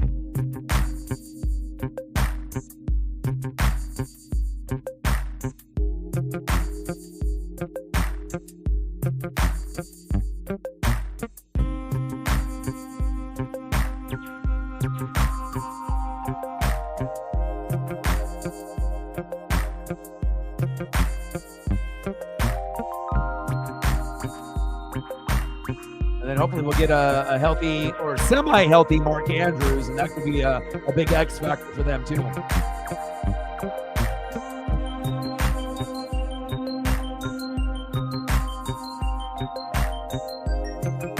And we got people all over the place. Sarah's in the Midwest. Megan is in Australia.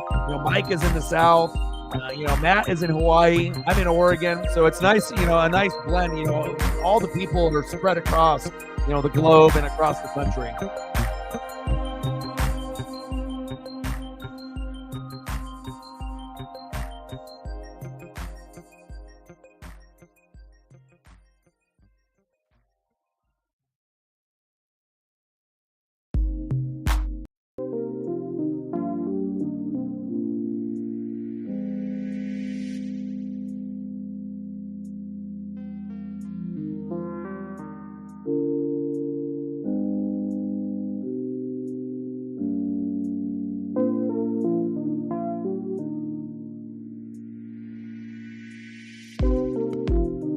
defense wins games and defense wins championships. So, you got to make sure that, no matter how good your quarterback is, you definitely are going to need help. And I feel with this particular roster with Baltimore, it's much better than when Lamar won his MVP the first time around. Defense is 10 times better than what it was back then.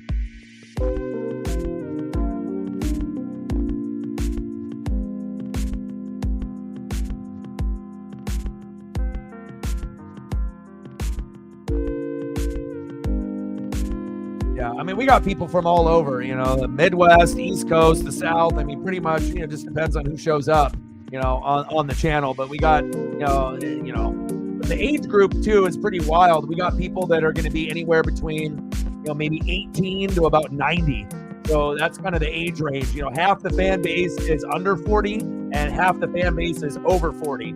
So you get a nice blend, kind of the younger crowd, and I can kind of connect with people that are in their 20s, and stuff. And I listen to a lot of hip hop and, a lot of music. And so, even though I like Ozzy Osbourne and, but I'll still have like, the Biggie and the Tupac and the Bone and, and all the old school stuff that I grew up with.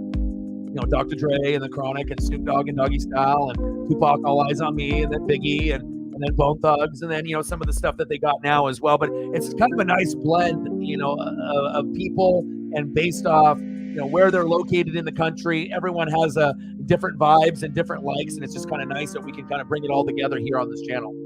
Big fact. Let me see what other photos I can find. The diversity is great. You got to have something that brings people together. Sports definitely is that.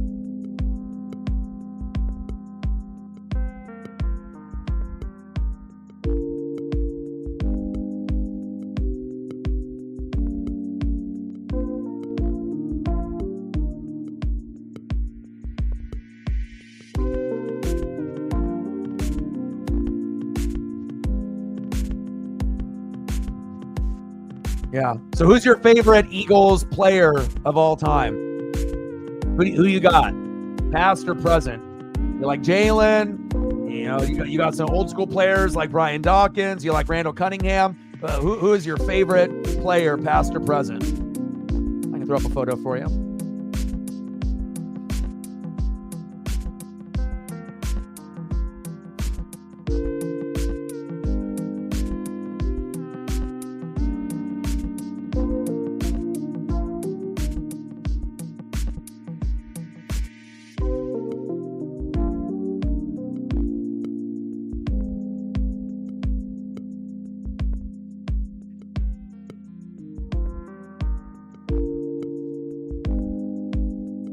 (17-13) Buffalo.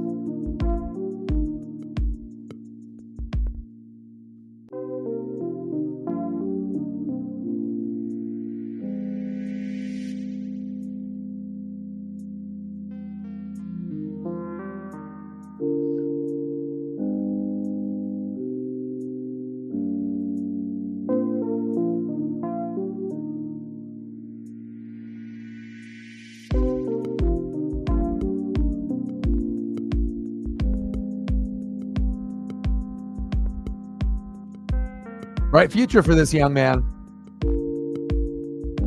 And he's got the right attitude also. No matter what happens, being at Bama, getting benched for Tua, having to go to Oklahoma, the guy has gone through a lot of adversity, and it wouldn't shock me at one point or another if they do win a Super Bowl, but everything is going to have to come together, and it's not his fault that they lost the Super Bowl, it's the defense.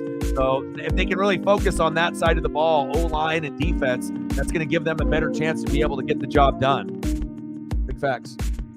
McNabb. Oh, I got you some McNabb.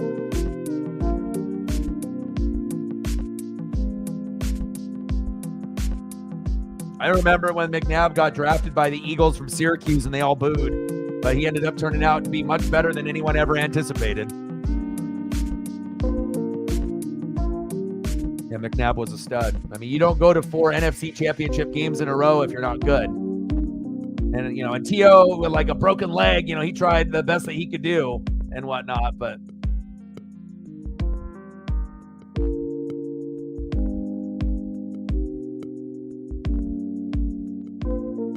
I'm a defensive guy, so my favorite on the Eagles is Weapon X, Brian Dawkins, by a landslide.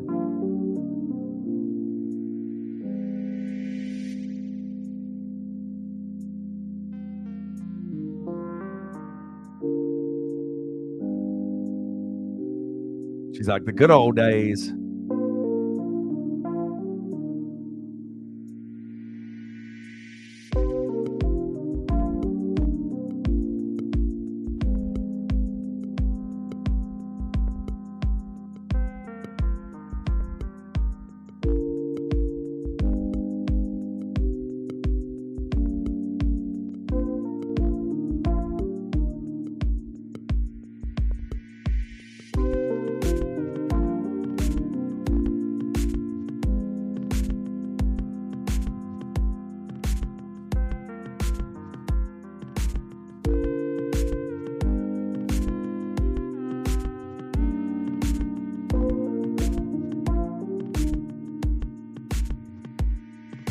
Oh, look at that. Old school.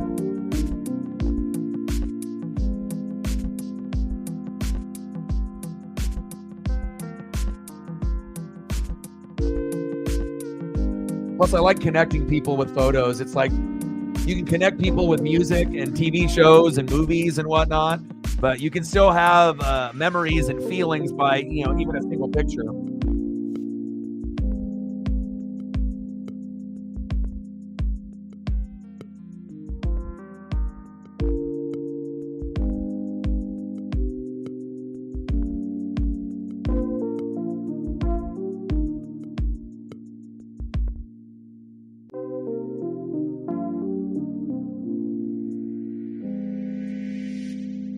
All right, we're back.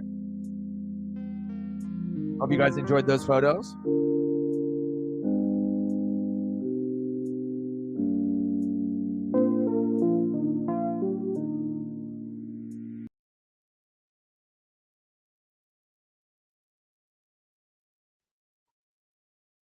And I do appreciate that. I feel that, a lot of people that, do YouTube, some people are going to be real and genuine, and you can feel it, through the screen, the aura and the vibe that it's real. But there's a lot of, actors and actresses out there that are very fugazi and fake and put on an act, and, to try to make people believe that they really do care about the people that are watching and whatnot. And, as doing the YouTube thing too, and, how hard you have to work, you can definitely read in between the lines.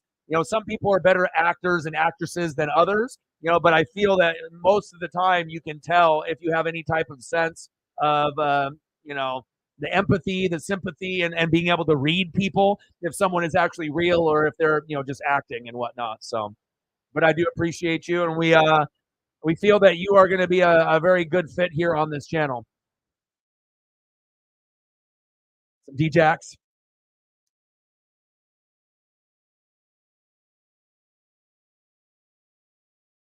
Deshaun Jackson, Shady McCoy, the old school era.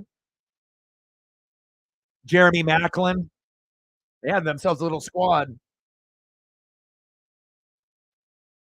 Then Chip Kelly came in there and blew all that shit up. But if he didn't blow that shit up, then it wouldn't have led to Nick Foles, and then you guys ended up getting the Super Bowl. So sometimes you gotta add by subtracting, and if that wouldn't have happened, then the Eagles wouldn't have gotten to a position to get that Super Bowl. Woo, D-Jacks, let's go!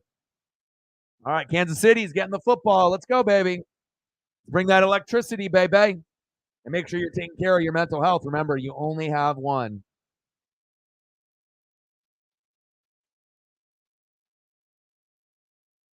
Yeah, and another thing too, also, we go through a lot of the ups and the downs. People that have had like depression, anxiety, and a lot of the mods and a lot of the regulars have kind of gone through the ups and downs. And so, being able to share personal experiences and stories to help people, kind of, get out of the gutter, and you just have to be able to know what triggers you in a positive and a negative way.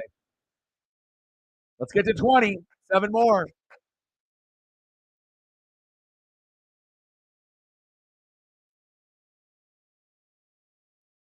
Mahomes going deep. Wow, what a catch. Unbelievable. Are you kidding me? First down, Chiefs. Move the chains. That was incredible.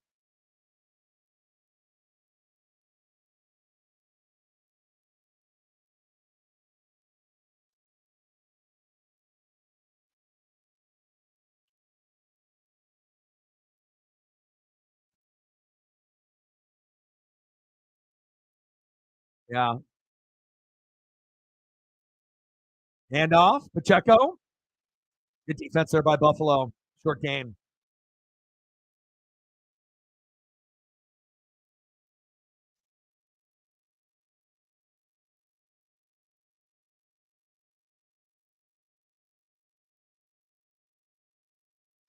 9 for 13, 114 yards passing by Mahomes, 1 TD and no picks, 14 for 19, 111. No touchdowns, but 2 rushing touchdowns by Josh Allen. Watch out, baby. Series tied 3-3. Combined score 179, including tonight since 2020 in the regular and postseason. Dead even. But what could be the edge? Possibly Buffalo playing at home. Good fake by Mahomes. Scrambling, gambling, tackle him. Jesus. First down, Chiefs.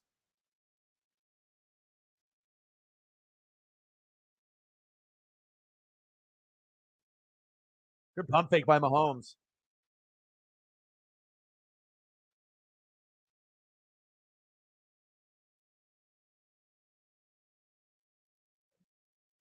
Nice fake by Pat.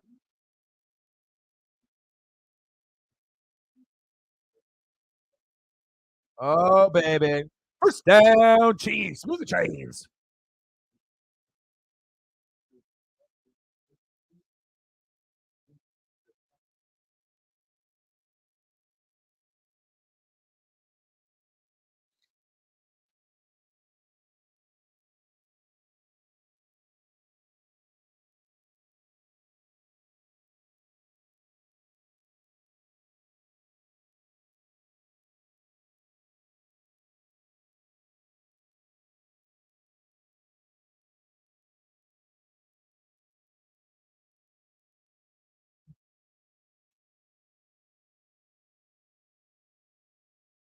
Bear Bryant's funeral. First down and 10. Chiefs in the red zone. Will they cash in? Shotgun set. Good tackle. Shoestring tackle there. Von Miller.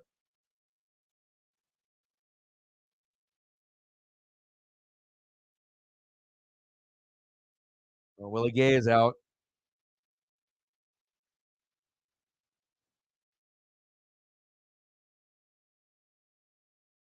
Second down and 8. 4 wide. Mahomes with an audible. Shotgun set. Mahomes. Crossing route. Caught. Pacheco. First down, Chiefs. They're about to score.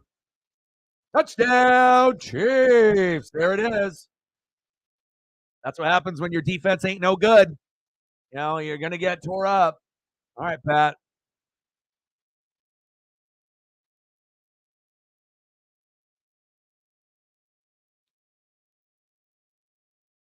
Look at this replay here.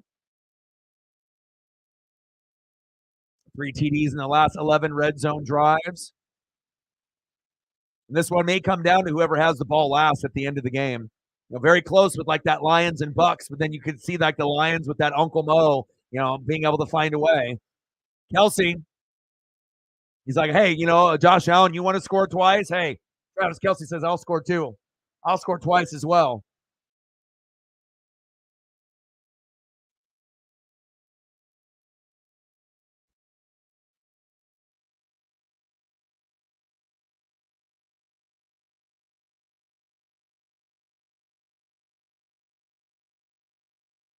He's definitely in.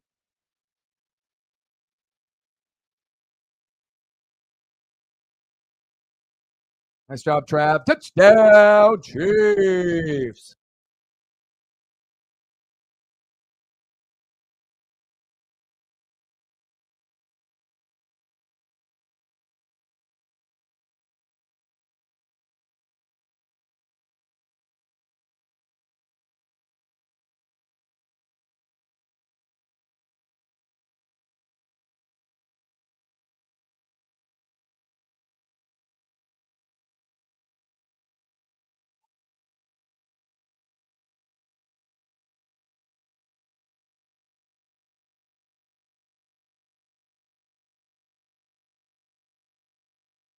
Extra point is up, and it's good. 2017 Chiefs. All right, Buffalo, your turn. And normally in the past, this is where that Allen would be forcing it to Diggs into like double, triple coverage, and that's when Kansas City would start to pull away. But now they don't do that, and I know Diggs is hurting from it, but again, the team overall is much better.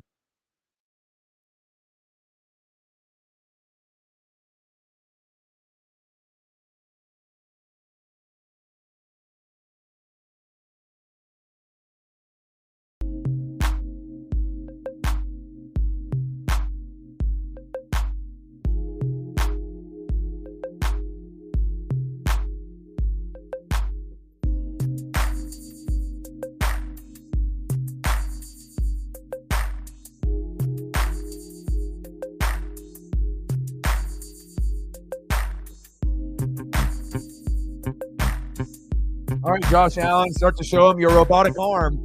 So, your turn.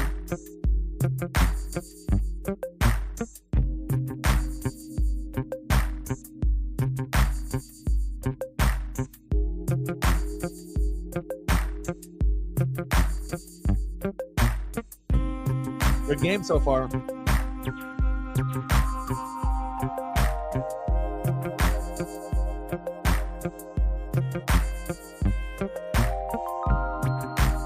Oh, yeah. Of course, always supporting the family.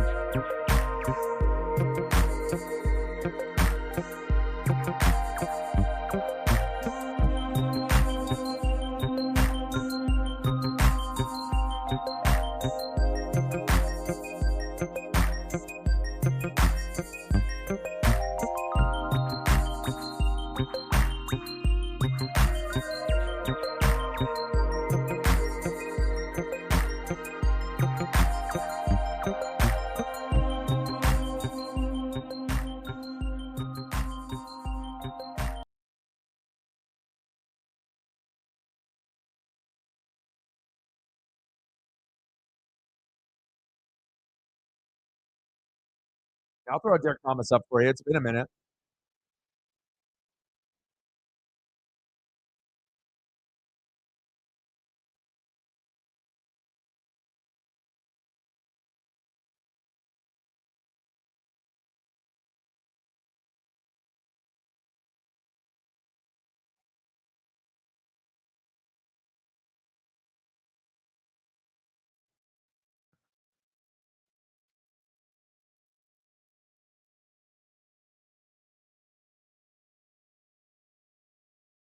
Old school, baby.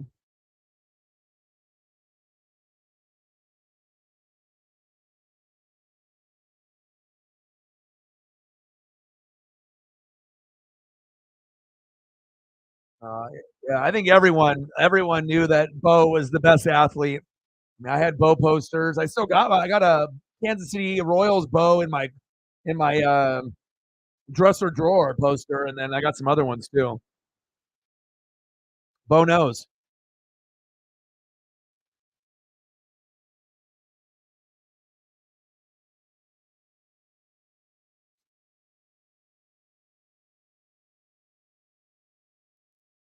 2017 Kansas City. All right, Alan, your turn, baby. First down and 10. Shotgun set. Little check down. Short game.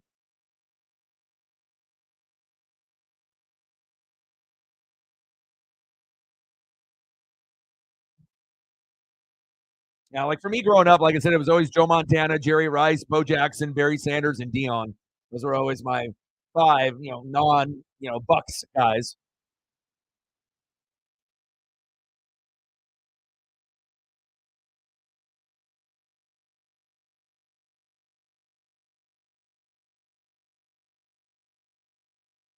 Second down and 8. Hand off to Cook. Up those legs, baby. Near the first down marker.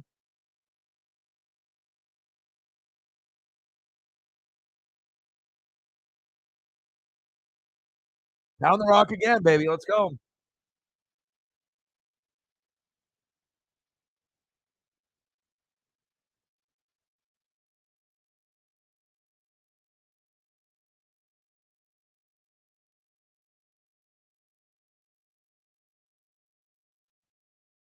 Where are we at on the likes right now?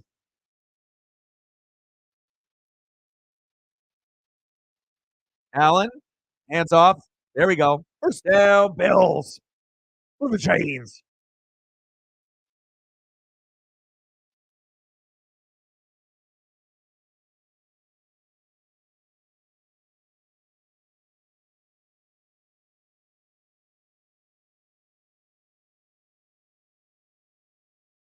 8 more to get to 20. 6 more to get to 20. 6 more.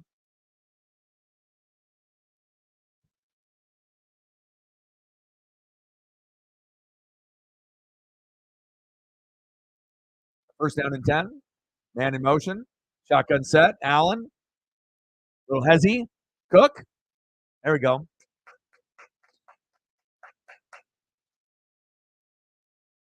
I mean, Prime at Florida State with the Jerry curl, right? At Atlanta, right? And then going obviously to Dallas, San Fran. And then obviously when he went to the Redskins and the Ravens, at that point he was already kind of washed and whatnot. But I think most people have memories of him. You know, I'd say most people have memories of him probably on Atlanta and Dallas. You know, but my favorite Dion was when he was on the Niners in '94. No one had the swag like Dion on the Niners in '94. And he was one of the sole reasons that they ended up winning that championship by having Dion. Like pretty much whoever had Dion in '94 and '95 was going to win the Super Bowl. So if the Niners were able to retain him in '95, I think the Niners would have went back to back. But then he jumped to Dallas, and then Dallas ended up winning after winning in '92 and '93. So Cowboys, Cowboys, Niners, Cowboys could have been Cowboys, Cowboys, Niners, Niners. Dion was the truth. Oh yeah, Super Tecmo Bowl. I still got all those games too. I still got the Tecmo Bowl and the Super Tecmo Bowl. Good old Nintendo, baby. I mean, hell, I still play PlayStation 2 and 64 if I want to get nostalgic. Short game.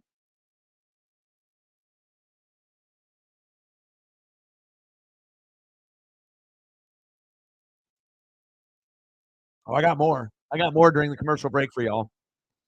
Once we go through commercial breaks. The Joe Montana, the Jerry Rice, Christian Okoye, the Nigeria Nightmare. Loved him. I remember I had a starting lineup still packaged like a rookie Okoye, and I had a Chief fan that I grew up with, and I gave it to him. Kind of wish I kept it for myself, but I knew that he appreciated it. Great time back then with Christian Okoye and Derek Thomas. Short game. Third down. No, Williams is hurt. Flag on the play.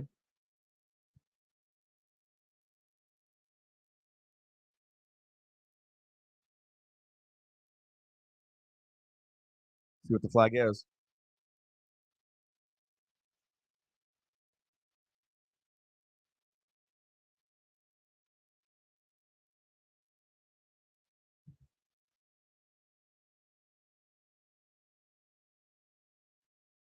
Wow, legal hands to the face by McDuff.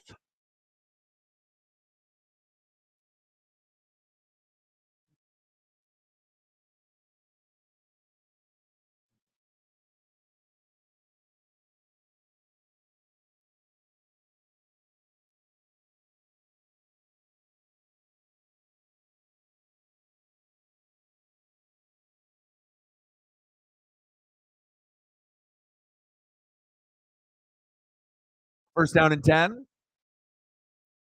Nice run by Cook.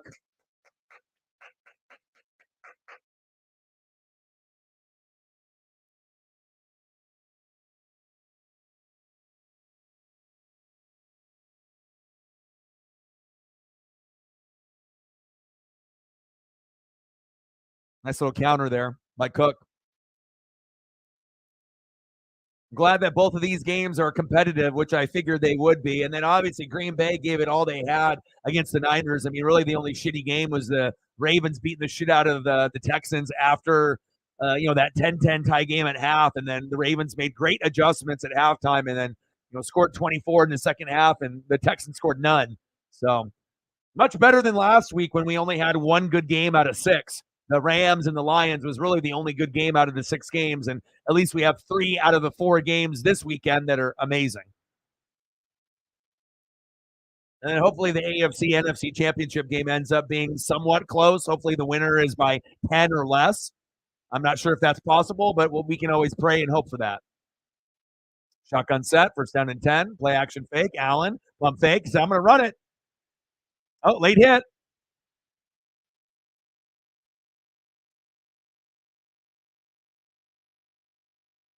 I mean, they would call that for Mahomes back in the day. Why not call it for Josh Allen? They would call that same exact penalty at Arrowhead for Mahomes, where he's down, pink, and it's all timing, right? And, does it deserve a penalty? No, but was it a penalty when they played the Chiefs at Arrowhead? Yeah. So,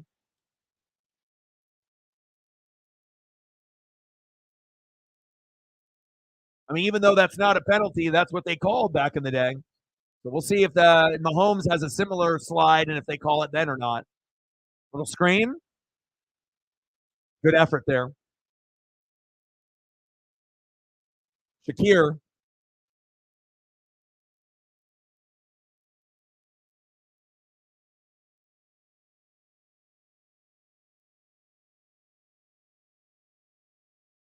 They're down in 2.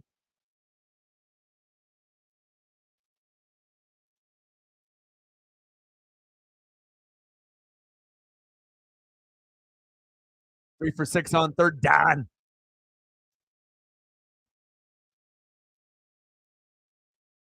Allen. Oh, baby. First down, Bills. That was huge.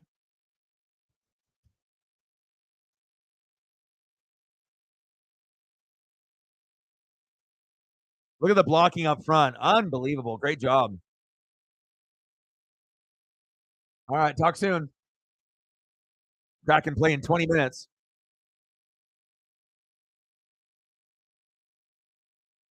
First and goal.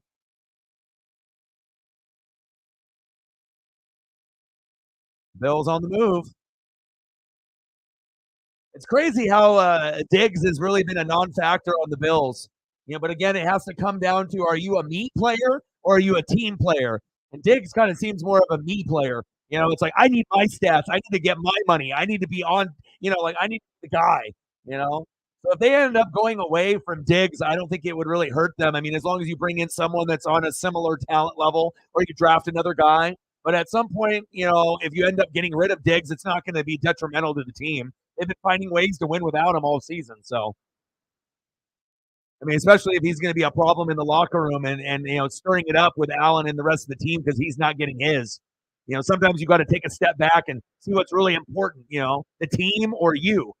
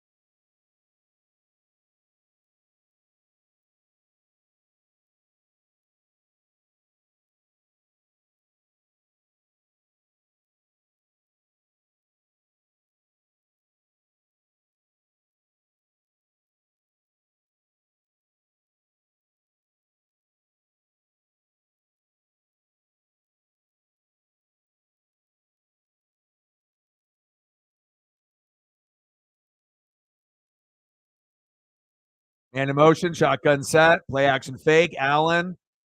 Throw it away or run it. Run, run, run. And he throws it away. Good decision. That normally would have been a throw to Diggs and triple coverage for a pick, and then everyone in Buffalo would be like, God damn it, not again. So at least he's starting to learn now.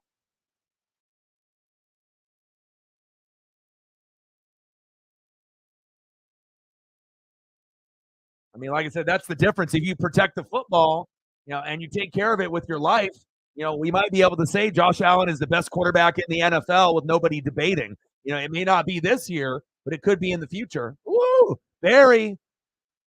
ET, Cam.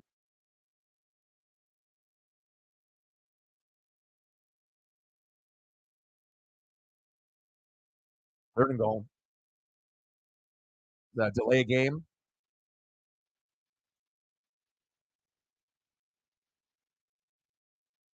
Huge mistake. The hell are they doing?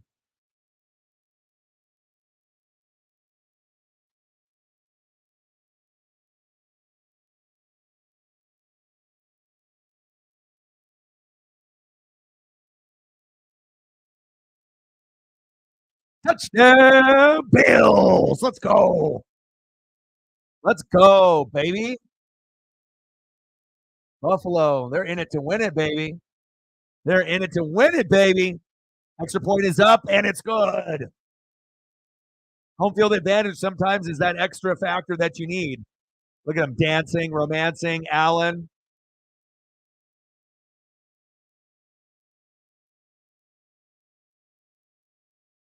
Shakir.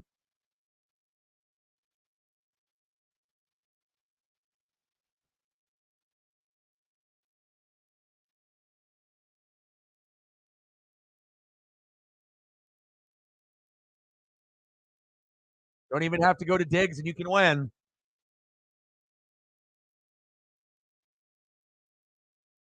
Huge. 24-20 Buffalo. Let's go. Let's go, baby.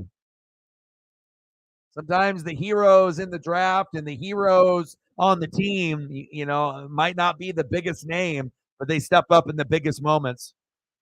Bass extra point is up, and it's good. 24-20 Buffalo. Awesome.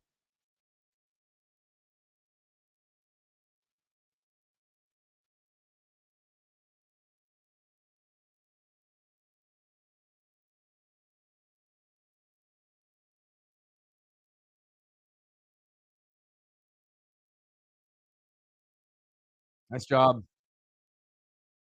All right, Chiefs, your turn.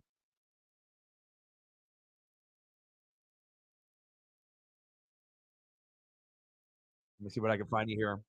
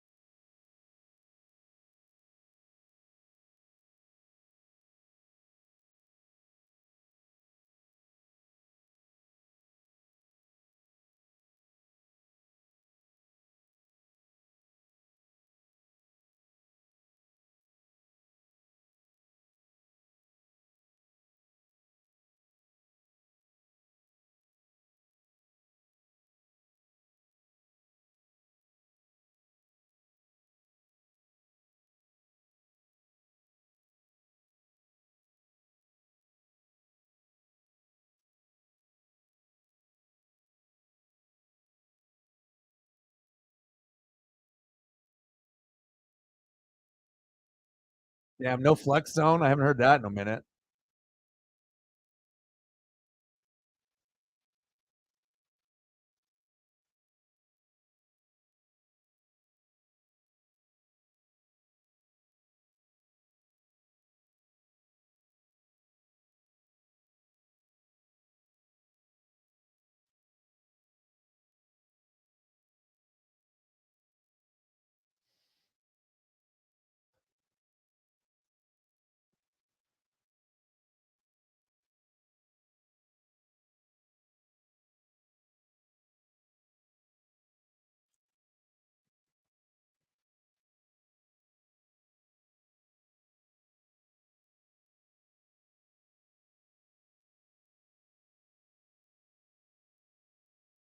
Nice job, Shakir. All right, Chiefs, your turn.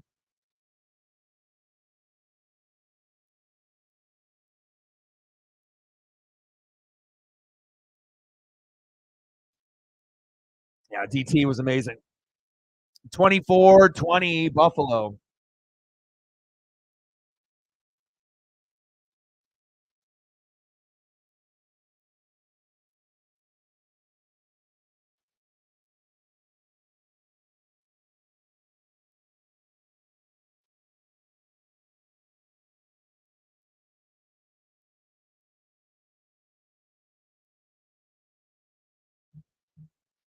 26 sack lunches. That's insane.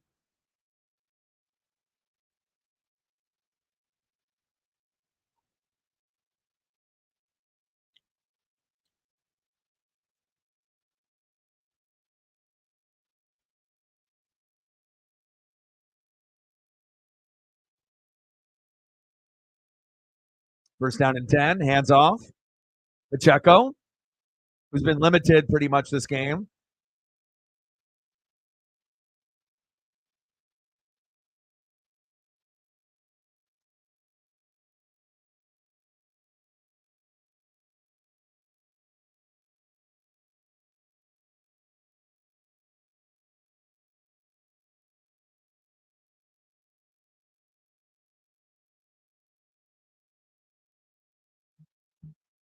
Second down and 4. Shotgun set. Mahomes. Kelsey again. First down, Chiefs.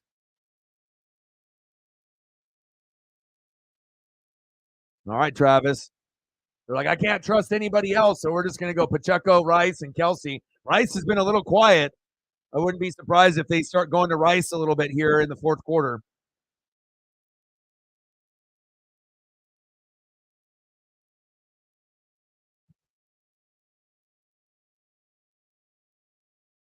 First down, Kansas City. Move the chains.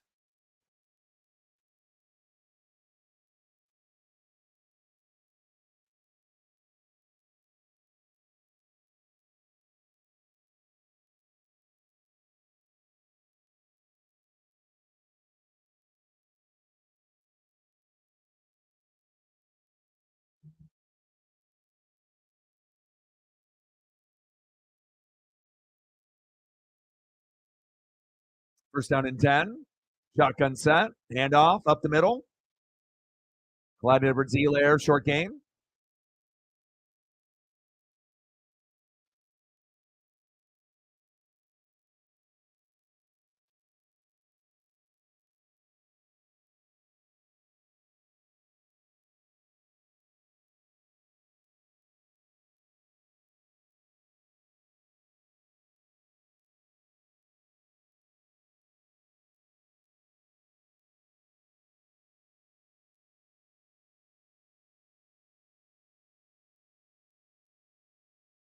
Shotgun set.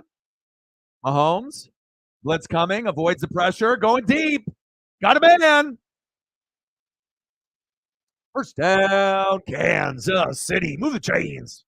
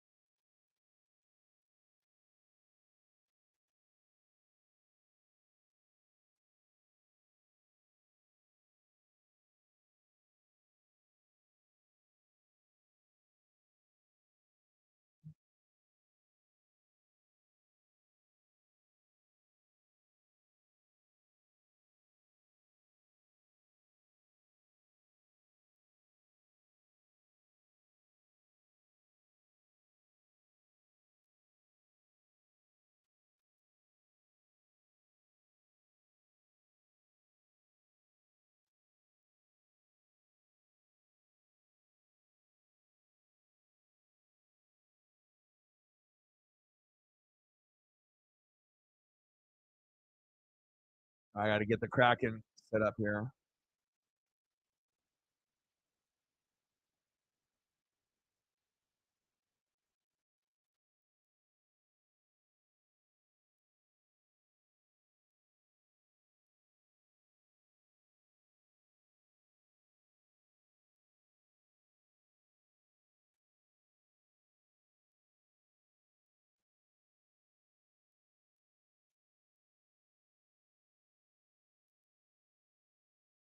Touchdown, Chiefs! Just back and forth, back and forth. Whoever has the ball last.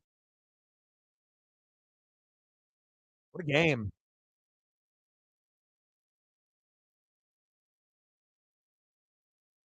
Mahomes is battling all the elements going on the road without the fans at Arrowhead cheering for him, right? It's going to be, that tough environment. Rashee Rice, obviously, I told you he'd be getting the ball, obviously, in the fourth there, but now he hobbles off. And it may come down to whoever has the ball last in this game wins the game. All right, I got the Kraken and the Toronto Maple Leafs on here as well. Pacheco, ooh, baby.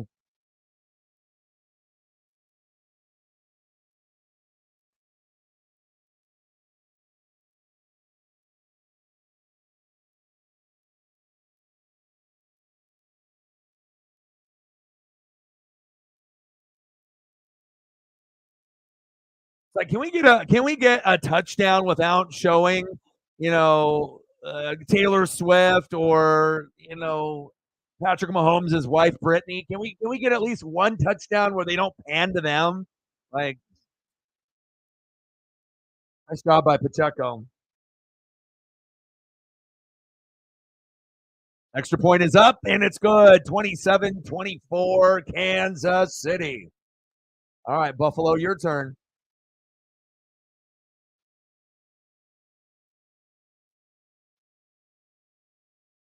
I mean, if the NFL was actually going to be honest and genuine about it, but it's all business. It's like they know the more that they show, the more of the Swifties are going to be paying attention, and the more money that they're going to make, and the more jerseys that they're going to sell, and the more merch that's going to get bought.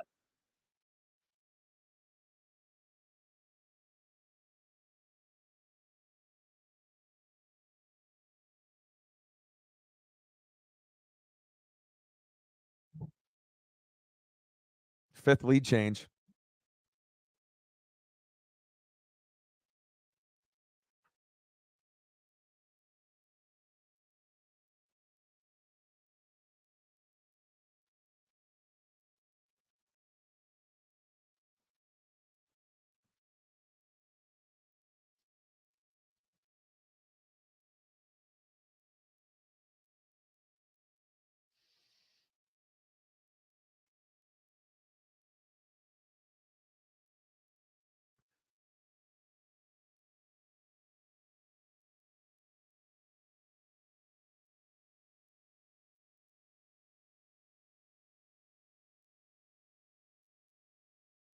Yes. 14-20 left in the fourth quarter. 27-24, Kansas City.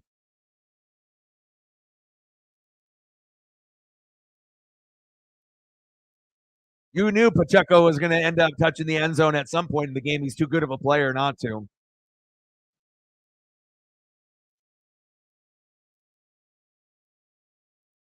Nice job, Isaiah.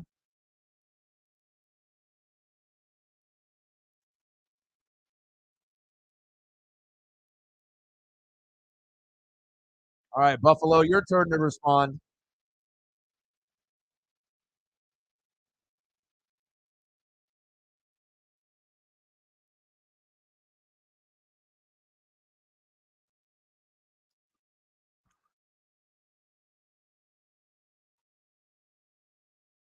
I mean, if the motives were genuine, it's just like supporting each other genuinely, like, an artist in the NFL. But when it's only to be able to make money and gain followers, and then it gets a little obnoxious where it's like, all right, we're already annoyed if we already see it, but then it's like if you're showing every, like, single touchdown, every little moment that Travis Kelsey does something good, everything is calculated because they want to make money and gain followers.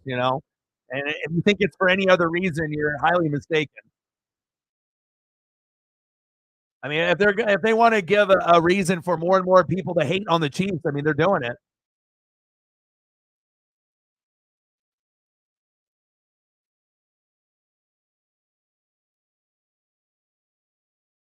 Yeah. And again, if she didn't have like a billion followers, again, they wouldn't be doing this. If she wasn't as big of a star as she is.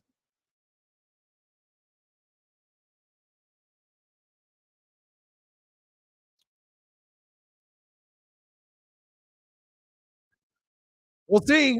Not JT, it's possible, but I don't know. Secondary for the Chiefs isn't very good.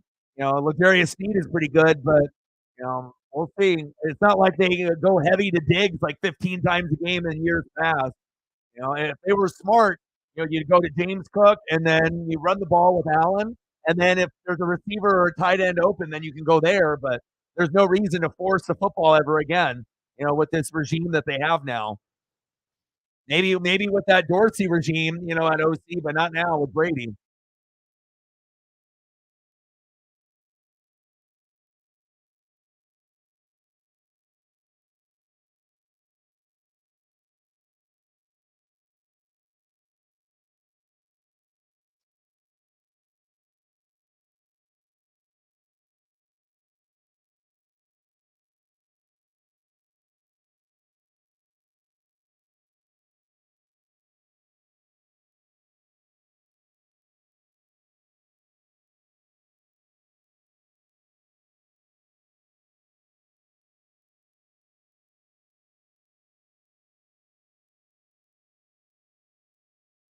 All right, Josh Allen, use your legs, baby.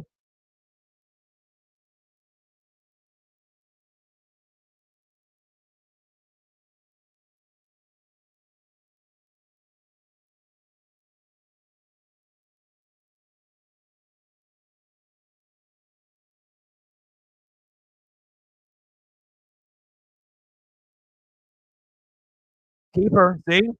They don't trust, it's not like they don't trust Allen to be able to make the right decision, but you do what's working. And in the past, it's going to Diggs, it's going to Gabe Davis, it's going to Dawson Knox, and you're putting yourself in a position for a turnover. But now you have to be able to, say, sorry, Diggs, it ain't about you anymore. We're not going to go for that big explosive 50-yard tutty. Maybe we'll just, ground and pound. And at some point you are going to have to throw the ball, right? At some point you're going to have to, but what the Bills are doing so far is working. You might as well continue to do that. Run it with Cook, and then run it with Josh Allen. Only throw when you need to. Good defense there by the Chiefs.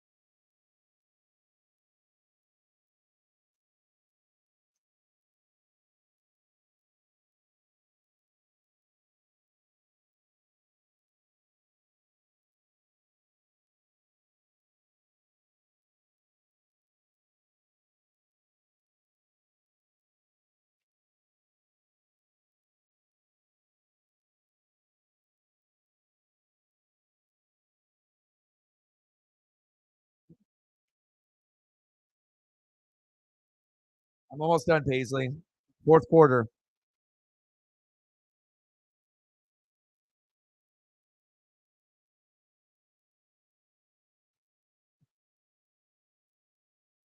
Uh-oh, touchback.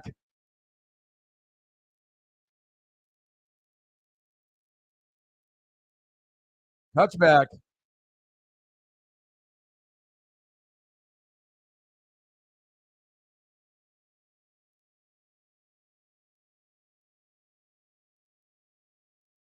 Oh, that's close. She is. Yeah, she's 2. I've had her since she was 6 weeks old. I had a old girlfriend, and luckily I was able to have Paisley stay with me. She was about 15 or 20 pounds overweight, and then I've been working really hard with her since about June, July, and we walk about an hour and a half, 7 days a week, 3 times a day, and I got her to lose about 15 or 20 pounds, and she is the sweetest thing ever. Judah in the building. What's good?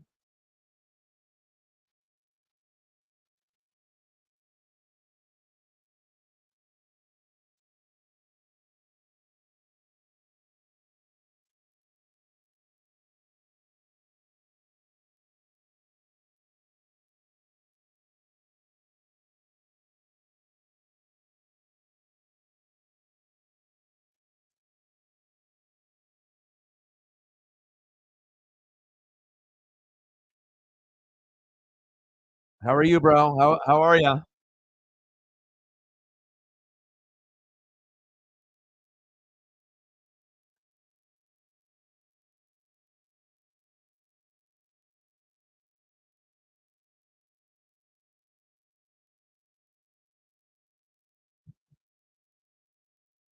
Hold on, let's see if I can get the cracking game going here too. I got to multitask.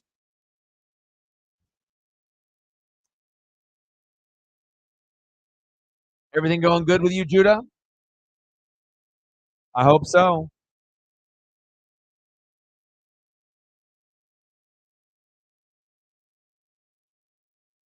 Normally, I don't, sit in the chair for 7, 8 hours straight. So I know Paisley's missing her dad time, her snuggle time with dad. So, all right, here I got the cracking going here too. They're doing the intros and whatnot. All right, let me minimize this screen.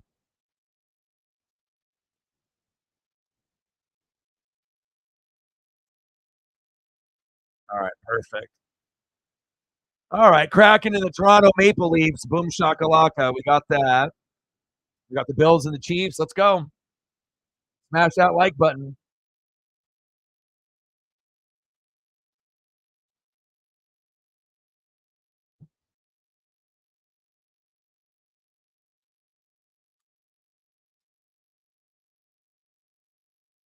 And hopefully we end up getting some goats to come through to show some love. We had a nice little string there where we were hitting about 100 or more in donos for a few days straight, but hopefully we can get back to that. Since this is my full-time job, unless, you want me to eat air sandwiches and eat fingernails for dinner. 27-24. Yep. That might have saved the game right there. I mean, if the Chiefs score that touchdown, this game is probably over. Or it'll be much more difficult to come back when you're down by 10 with all that momentum. So now you got to be able to, not just give it up on a 3 and out and whatnot. You got to make sure that, you know, you at least bleed some of the clock and whatnot. So yeah, I got it on right now too. They got Joey Nacord in that, wearing those blues, looking good. Let's go. Kraken and Maple Leafs, baby. I'm watching with you.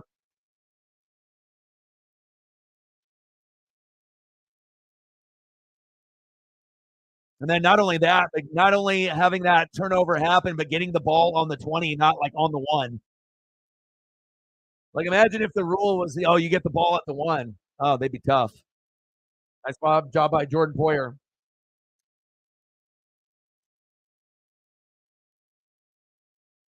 Yeah, especially in the fourth quarter where it's like whoever has the ball last wins, and you want to make sure you're keeping it within 7 points or less. So that way that if they have a field goal, I can get a field goal. They get a touchdown, I get a touchdown. But once it gets to 10 points or more, then you get fucked because you're running out of time and each team can't stop each other. And the Chiefs defense is a hell of a lot better than the Buffalo defense, but Buffalo has the home field advantage. So it kind of evens out. Shakir with the catch. He got crunched. Is he knocked out? 3rd and 12. He got sandwiched like an Oreo cookie. Oh, shit. He got sandwiched in between both those guys. Get up, Shakir. He got knocked out, it looked like. Or something bad happened there.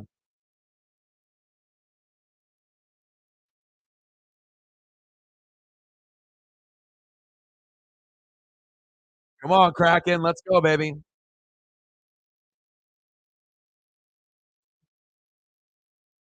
Yeah, it's been a minute since we've been able to see them in the home jerseys there. And Climate Pledge for sure. Let's go, Kraken. We need to start a new win streak.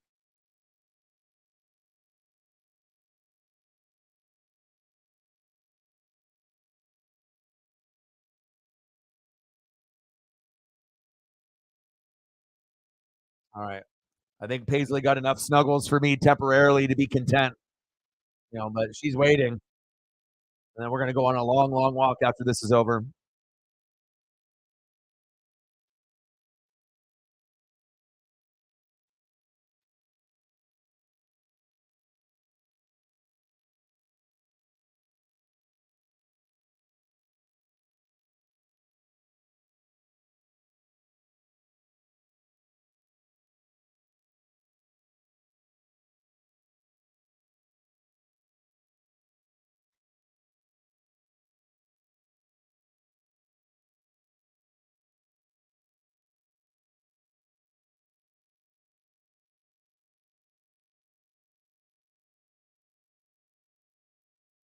Any news on any of the players that might be returning? Oh wow, they're just going after it. Wow. Okay. Kraken already going after it. I love it. They're already scrapping within the first 3 minutes of the game. I love it. I mean, they didn't really lead to any long scrapping, but they're scrapping.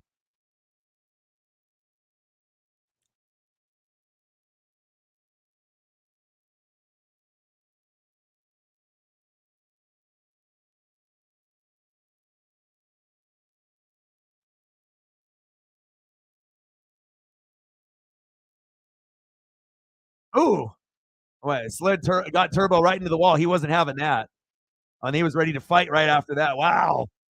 Whoa. Pushed him right in there, right into the wall.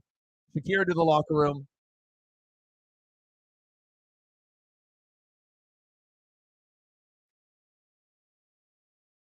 3rd and 12.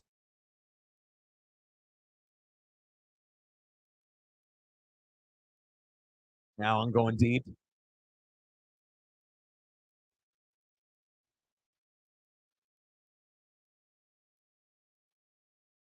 Wow.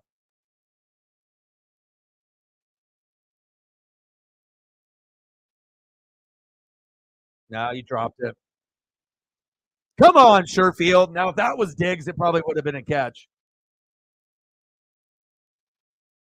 It's like Diggs is non-existent this whole season. Or at least earlier on, it was kind of good, and then it kind of fizzled a little bit. But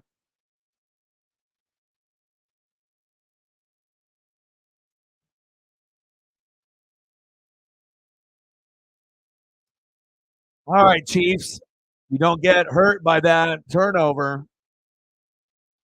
Kansas City's got the momentum, though. Uncle Mo.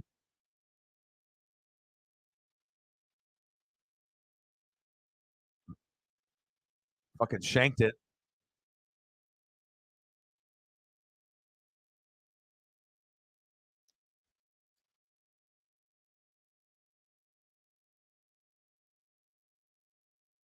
All right, Chiefs, your turn. Toronto and Seattle knotted up at 0. Go Kraken.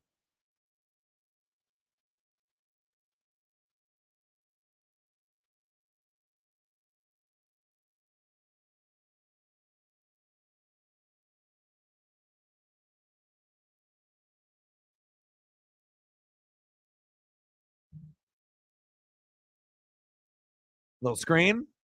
Rice. Von Miller with the tackle.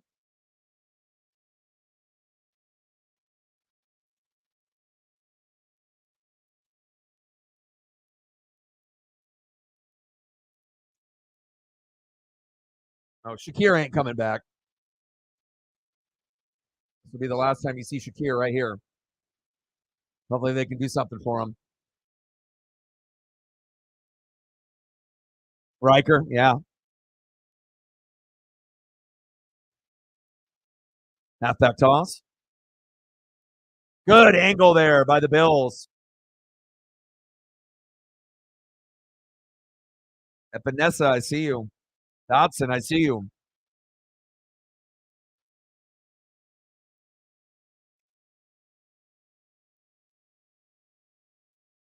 $80 to go.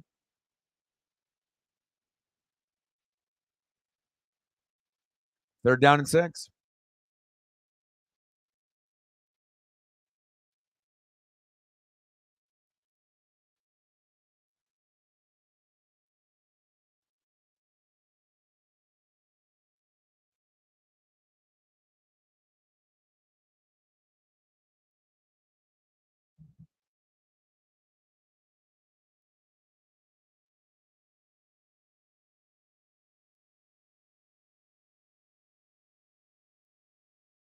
Shotgun set.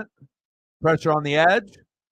Check down, incomplete. Intended receiver was Rice. All right, Buffalo.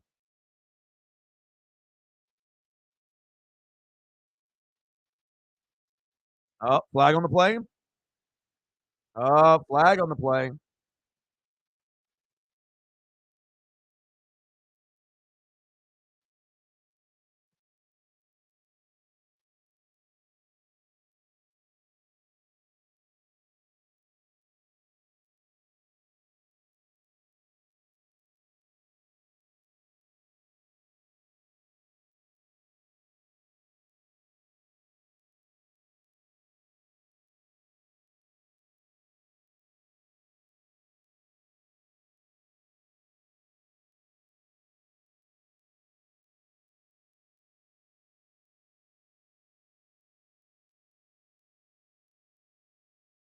Wow.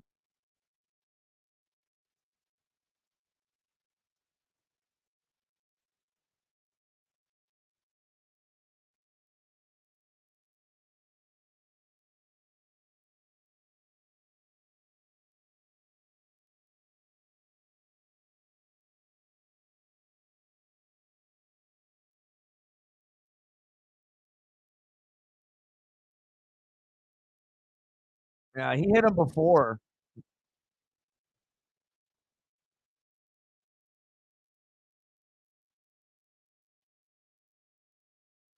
Oh, that's what happens when Taylor Swift gets on TV too much and everyone gets irritated about Kansas City. You know, if you're gonna, push things on us over and over and over and over and over again, right? Eventually, people will get irritated.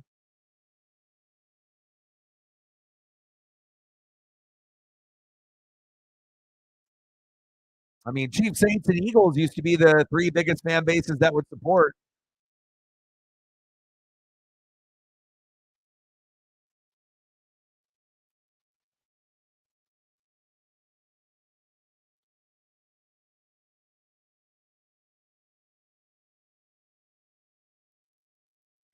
Mahomes, play action fake,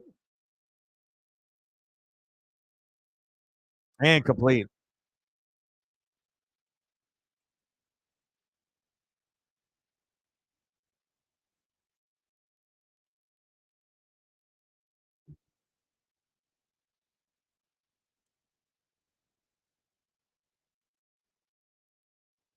Yeah, exactly. I mean, I mean, once you see a team over and over and over again, I mean, like even with like Bama and Georgia and then college, it's like sometimes you just want to see someone different. Like you might not be the biggest Buffalo Bill fan, but maybe you're sick and tired of seeing Kansas City there all the time. And if another team has an opportunity to get there, why not have someone else?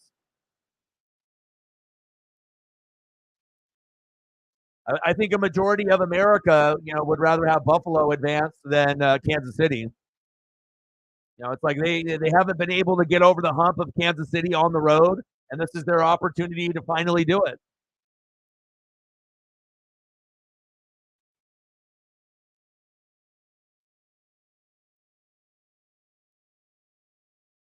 All right, take it easy, man.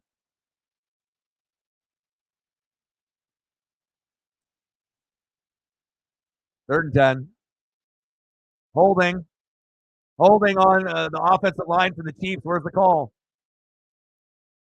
Where's the call? I mean, if you're going to call it both ways, very clear that was holding. But again, they pick and choose when they want to call.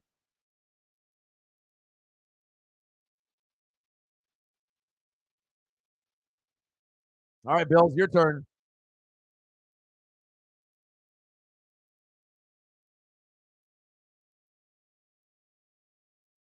1-0 Toronto. Come on, Kraken.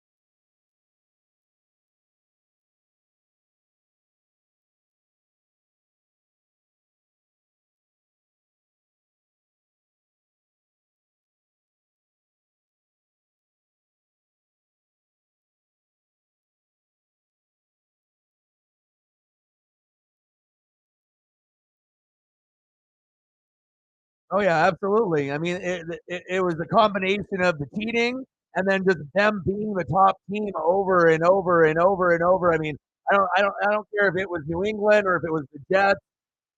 Any team that wins for like 20 years in a row, like not every year you're winning the championship, but you're pretty much like when the season starts, when Brady was there, you're like, okay, they're the favorite in the AFC every single year while, he was there. And then it just gets to a point where you want to be able to see someone different. And having the Patriots lose is no longer good enough. Like, if they're the top dog, but then they lose in the AFC championship game to like Peyton Manning, like, of course, some people are going to like to see that. But if you're always going, it's like sometimes we just need a little variety. Have a chance for some of these other teams to have some success. So yeah, well, I think Brady and Gronk weren't liked very much on New England, but once they came to Tampa Bay, I feel people started to like them more. It's like with Aaron Rodgers being on the Packers, and then when he went to the Jets, I feel that a lot of the people that hated Rodgers or hated Gronk and Brady actually didn't mind them as much when they went to a different team. So sometimes it's the change of scenery and the different uniform, and then, sometimes that hate goes away.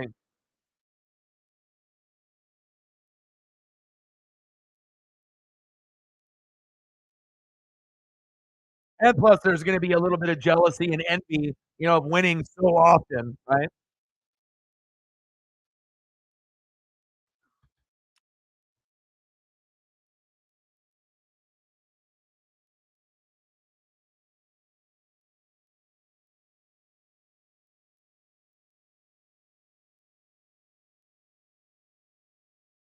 Allen going deep. What happened to my hands? Yeah. Well, Yeah, it's kinda like, if Taylor Swift and all the Swifties, were at a concert, and then Travis Kelce, they kept, panning to him on the big board, like, let's say he's following her on every concert, and all of a sudden they instead of showing her, they're showing him, reacting over and over and over again and not focusing on Taylor. Like, how do you think the Swifties would react? They'd fucking riot. They would lose it. That's what NFL fans are feeling. It's instead of being at a Taylor Swift concert and they're showing Gronk on, or not Gronk, but Kelsey on the screen over and over and over and over, that would definitely get to them too. And that's what we're getting on the NFL side. All we're trying to do is watch NFL. We don't need to see her fucking reaction on every fucking Kelsey play or every Kelsey touchdown or every touchdown in general. It's like we don't need to see Brittany Mahomes. We don't need to see that.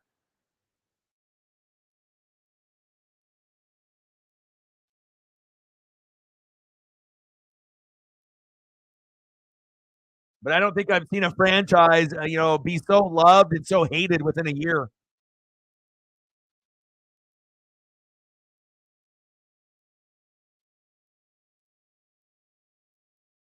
Yeah, except Gronk doesn't know how to pronunciate names. You would think for a guy that's been in the league, Brandon Ayuk, he would be able to. And it's Ayuk, or he doesn't even know how to like. I saw him on the pregame show, and I'm like, bro, you're a professional athlete, and this is what you get paid to do. And if you can't even like pronunciate the names correctly, I mean, you need to go back and do some fucking research. You're getting paid all this money, and you're not even doing your job correctly.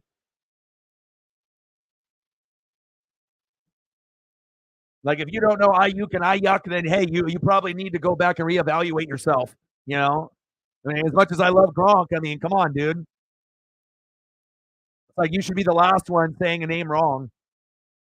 Especially when it's not like the guy's a rookie or like a no-name player. I mean, he's been in the league for years. You know, 1-0 Toronto.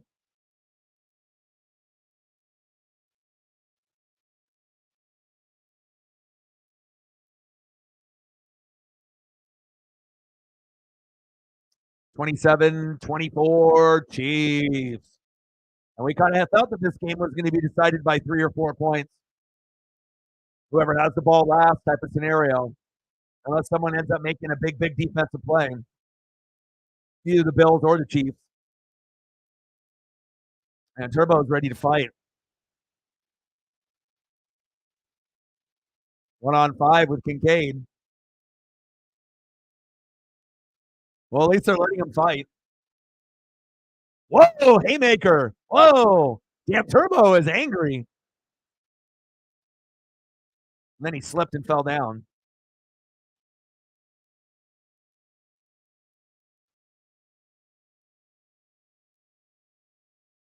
Well, sometimes we need to have someone that's going to do that. And I'm glad that Turbo's throwing those fists, man.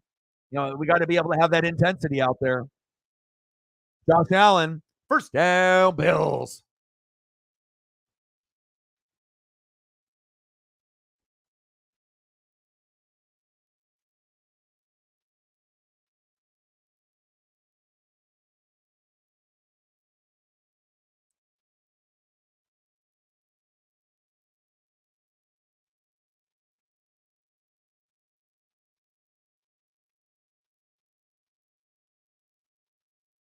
Yeah, I mean, if Gronk wants to portray himself as a dummy, or whatnot, or playful and whatnot, he can at least take the time to, go over the NFL rosters when you're having a point to talk about to say a name right. That I mean, you're getting paid.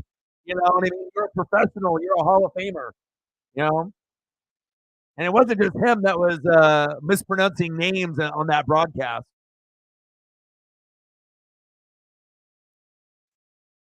I mean, it's not like he has to pronunciate a name that some guy that's French Canadian or Russian or something that's fucking impossible. It's not the guy. It's not like the guy's a rookie or a no-namer. You can still be the dumbass and be playful and do that. Pass incomplete.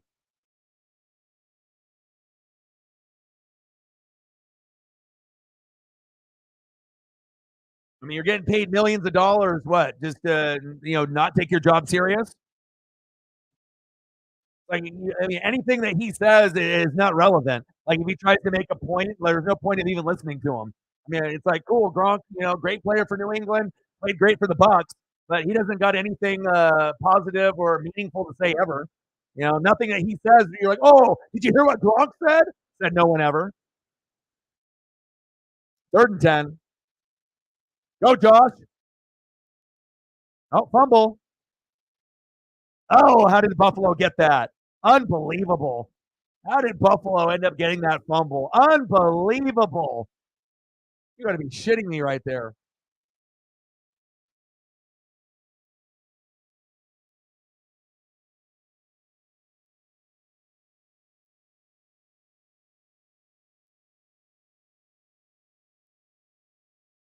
Nice job by Kincaid. 4th and 3. 1-0 Toronto.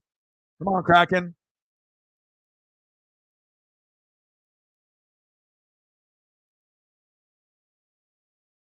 There we go. Yeah. First down, Bills.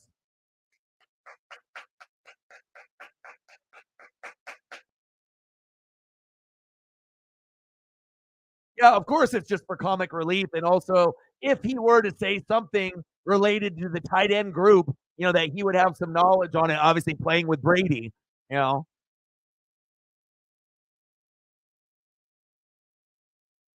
mean, it's one thing if he's just like a special guest, but like when you're actually a part of the crew, I mean, the least that they can do, regardless if you like the guy or not, is at least do your job. You know, I don't think that's asking too much.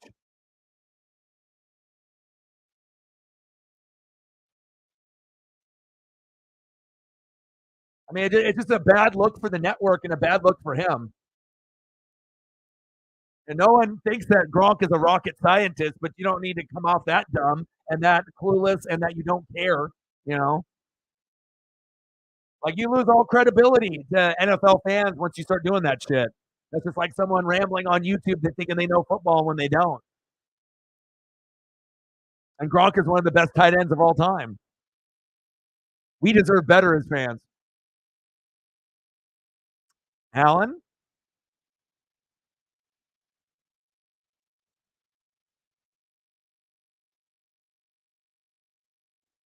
Nine guys up front.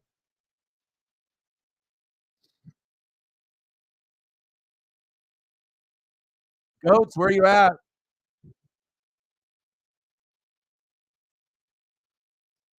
Chiefs, you used to be the number one supporter of the channel. Not one. Not one. I see how it is. Not even one? 3rd and 4. Sad, sad, sad. Allen? First down, Bills.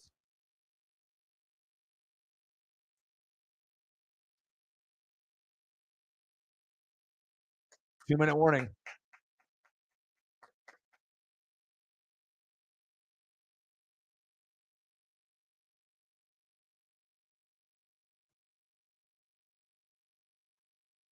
Well, his interview for the Pats, he fucking fell asleep. Even I know that. He partied the night before and he fucking fell asleep when Belichick and the crew were interviewing him. But they still picked him because they knew he was talented. Not like they're picking him because they think he's smart. They pick him because they know he's a fucking freak athlete and he can get great yak yards, great hands.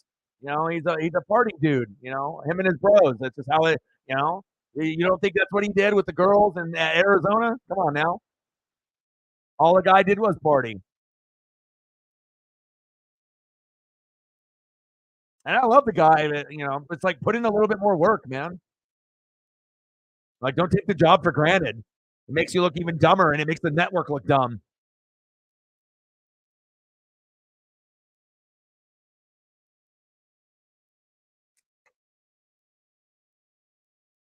Passing strategy. He said, throw me the ball. All right, Buffalo, here's your chance to rewrite history and to be able to come back from that 13 seconds in that debacle where that was the game that you should have won. No, it ain't no act. He's just dumb, bro. I don't want to say dumb, but, not the brightest light bulb in the bunch. But I do think there is some intelligence that he does have. I don't think he's a complete fucking idiot. You know what I mean? But a guy that kind of doesn't take shit seriously.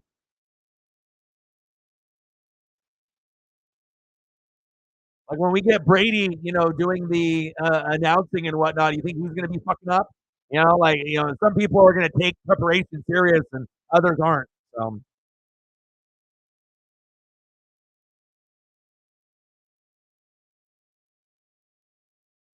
oh yeah, you can't even compare the two.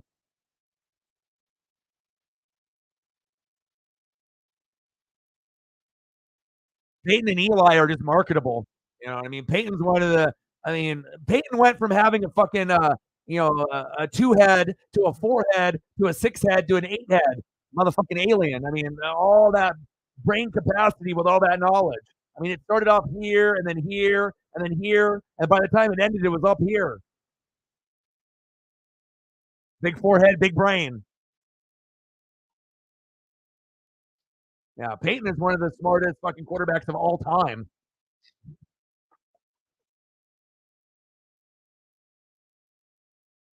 King of the audibles. 27-24 Buffalo.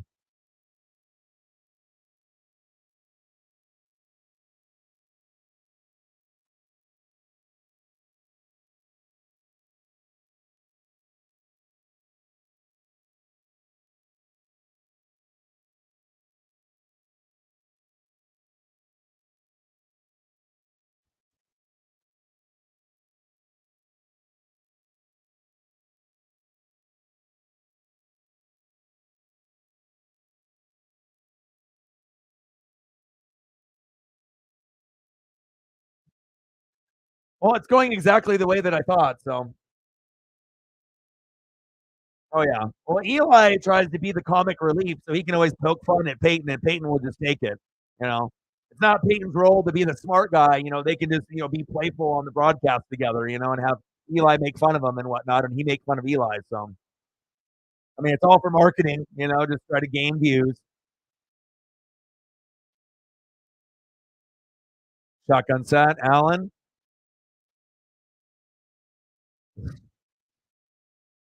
Incomplete.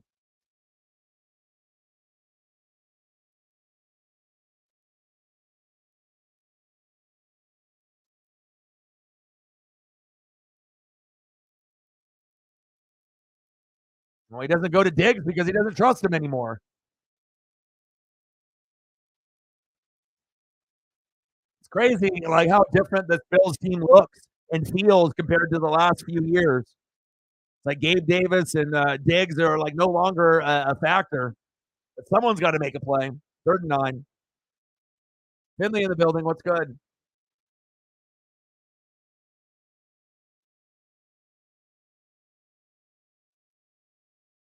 Incomplete.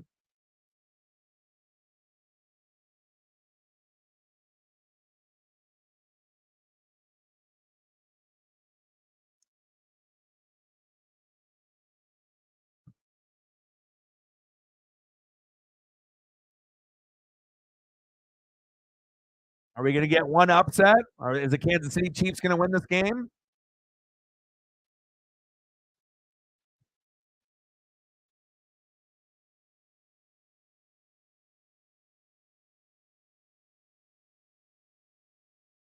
And he shanked it. That might have been the end of Buffalo right there. Wide right, wide right, wide right.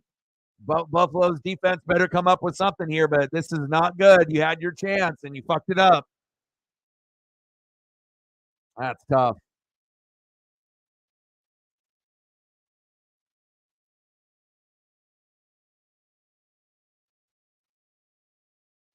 Not over, but pretty fucking close.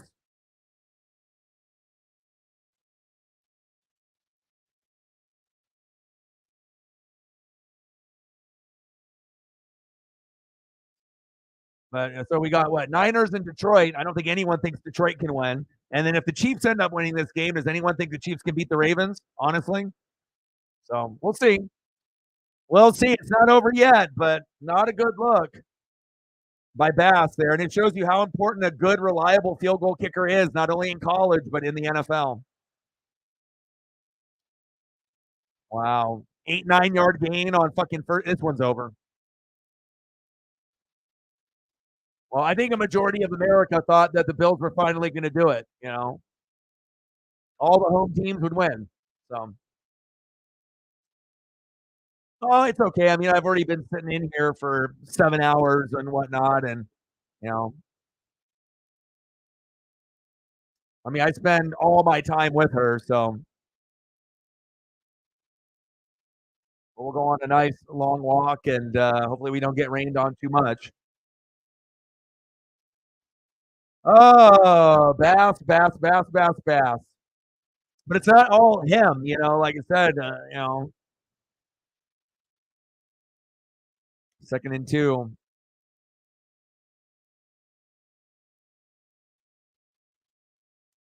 It's over. Wow. Unbelievable, man. First time. And like I said, that's why the spread was 3.5, because they knew it would probably be by 3 points. And there it is. Maybe the Chief fans will show up now since they won. Show up when things go good, but when things aren't looking too good, disappear. Is that how it goes? Mahomes and Lamar.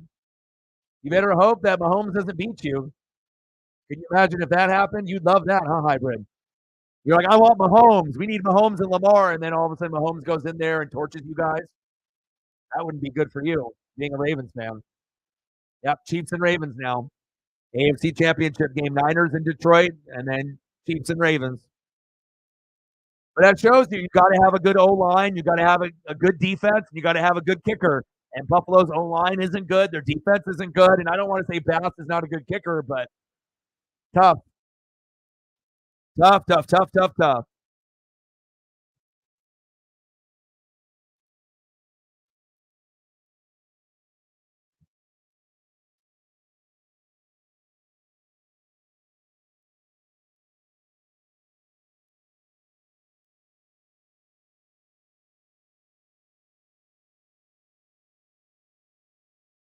Well, the rivalry will intensify even more now.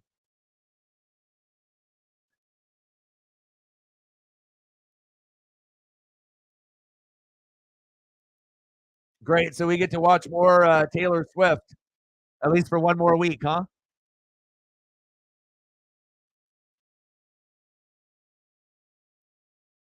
That's disappointing for Buffalo.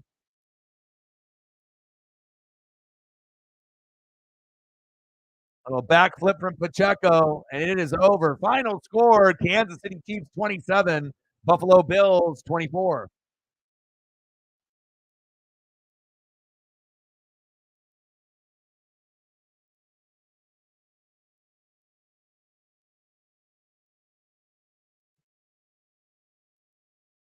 Wow, sixth consecutive time, unbelievable.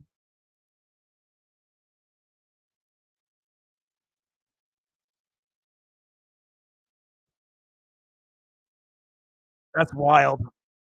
Playing the AFC Championship like every single fucking year in his career, wild. Well, Bass isn't going to be making any friends anytime soon. Well, we got the Lions and the San Francisco 49ers at 3:30 Eastern. And then we got Kansas City and Baltimore at noon. So Kansas City, Baltimore will be the first game, and then Detroit, San Fran will be the late game next Sunday. But the thing is that the Ravens would have an easier chance to make the Super Bowl if they played the Bills rather than the Chiefs. Now there's going to be a chance where you may lose. Probably not, but you never know. If Mahomes has magic, you never know what could happen. And then you're going to be wishing that you had Buffalo win, because if you had Buffalo win, you're going to the Super Bowl. You better pray that Mahomes plays like shit in Baltimore, because if you get your wish like you did and you want Mahomes and then he wins, then what are you going to say?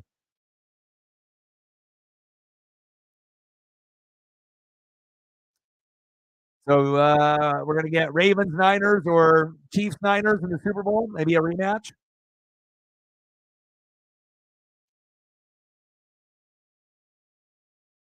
Unbelievable. Well, I appreciate everyone that came through, commented, donated, shared, and again, I'm gonna go take a long, long walk with Paisley, and I feel bad for Buffalo. This was their best chance to be able to get past, Kansas City Chiefs. But again, if you don't got a good O line, defense, or kicker, sometimes things come back to bite you. And not getting Diggs involved either, that's a big, big, part of it too. But you got to give credit where credit is due. The resiliency of the Kansas City Chiefs and Patrick Mahomes, and there it is. Unbelievable. Well, I appreciate everyone in the room, all the people on obviously Twitter/X watching as well. And I got one question for you. Who talk sports like us? Your boy Ryan, Northwest Sports Fanatics, and I'm out. Okay.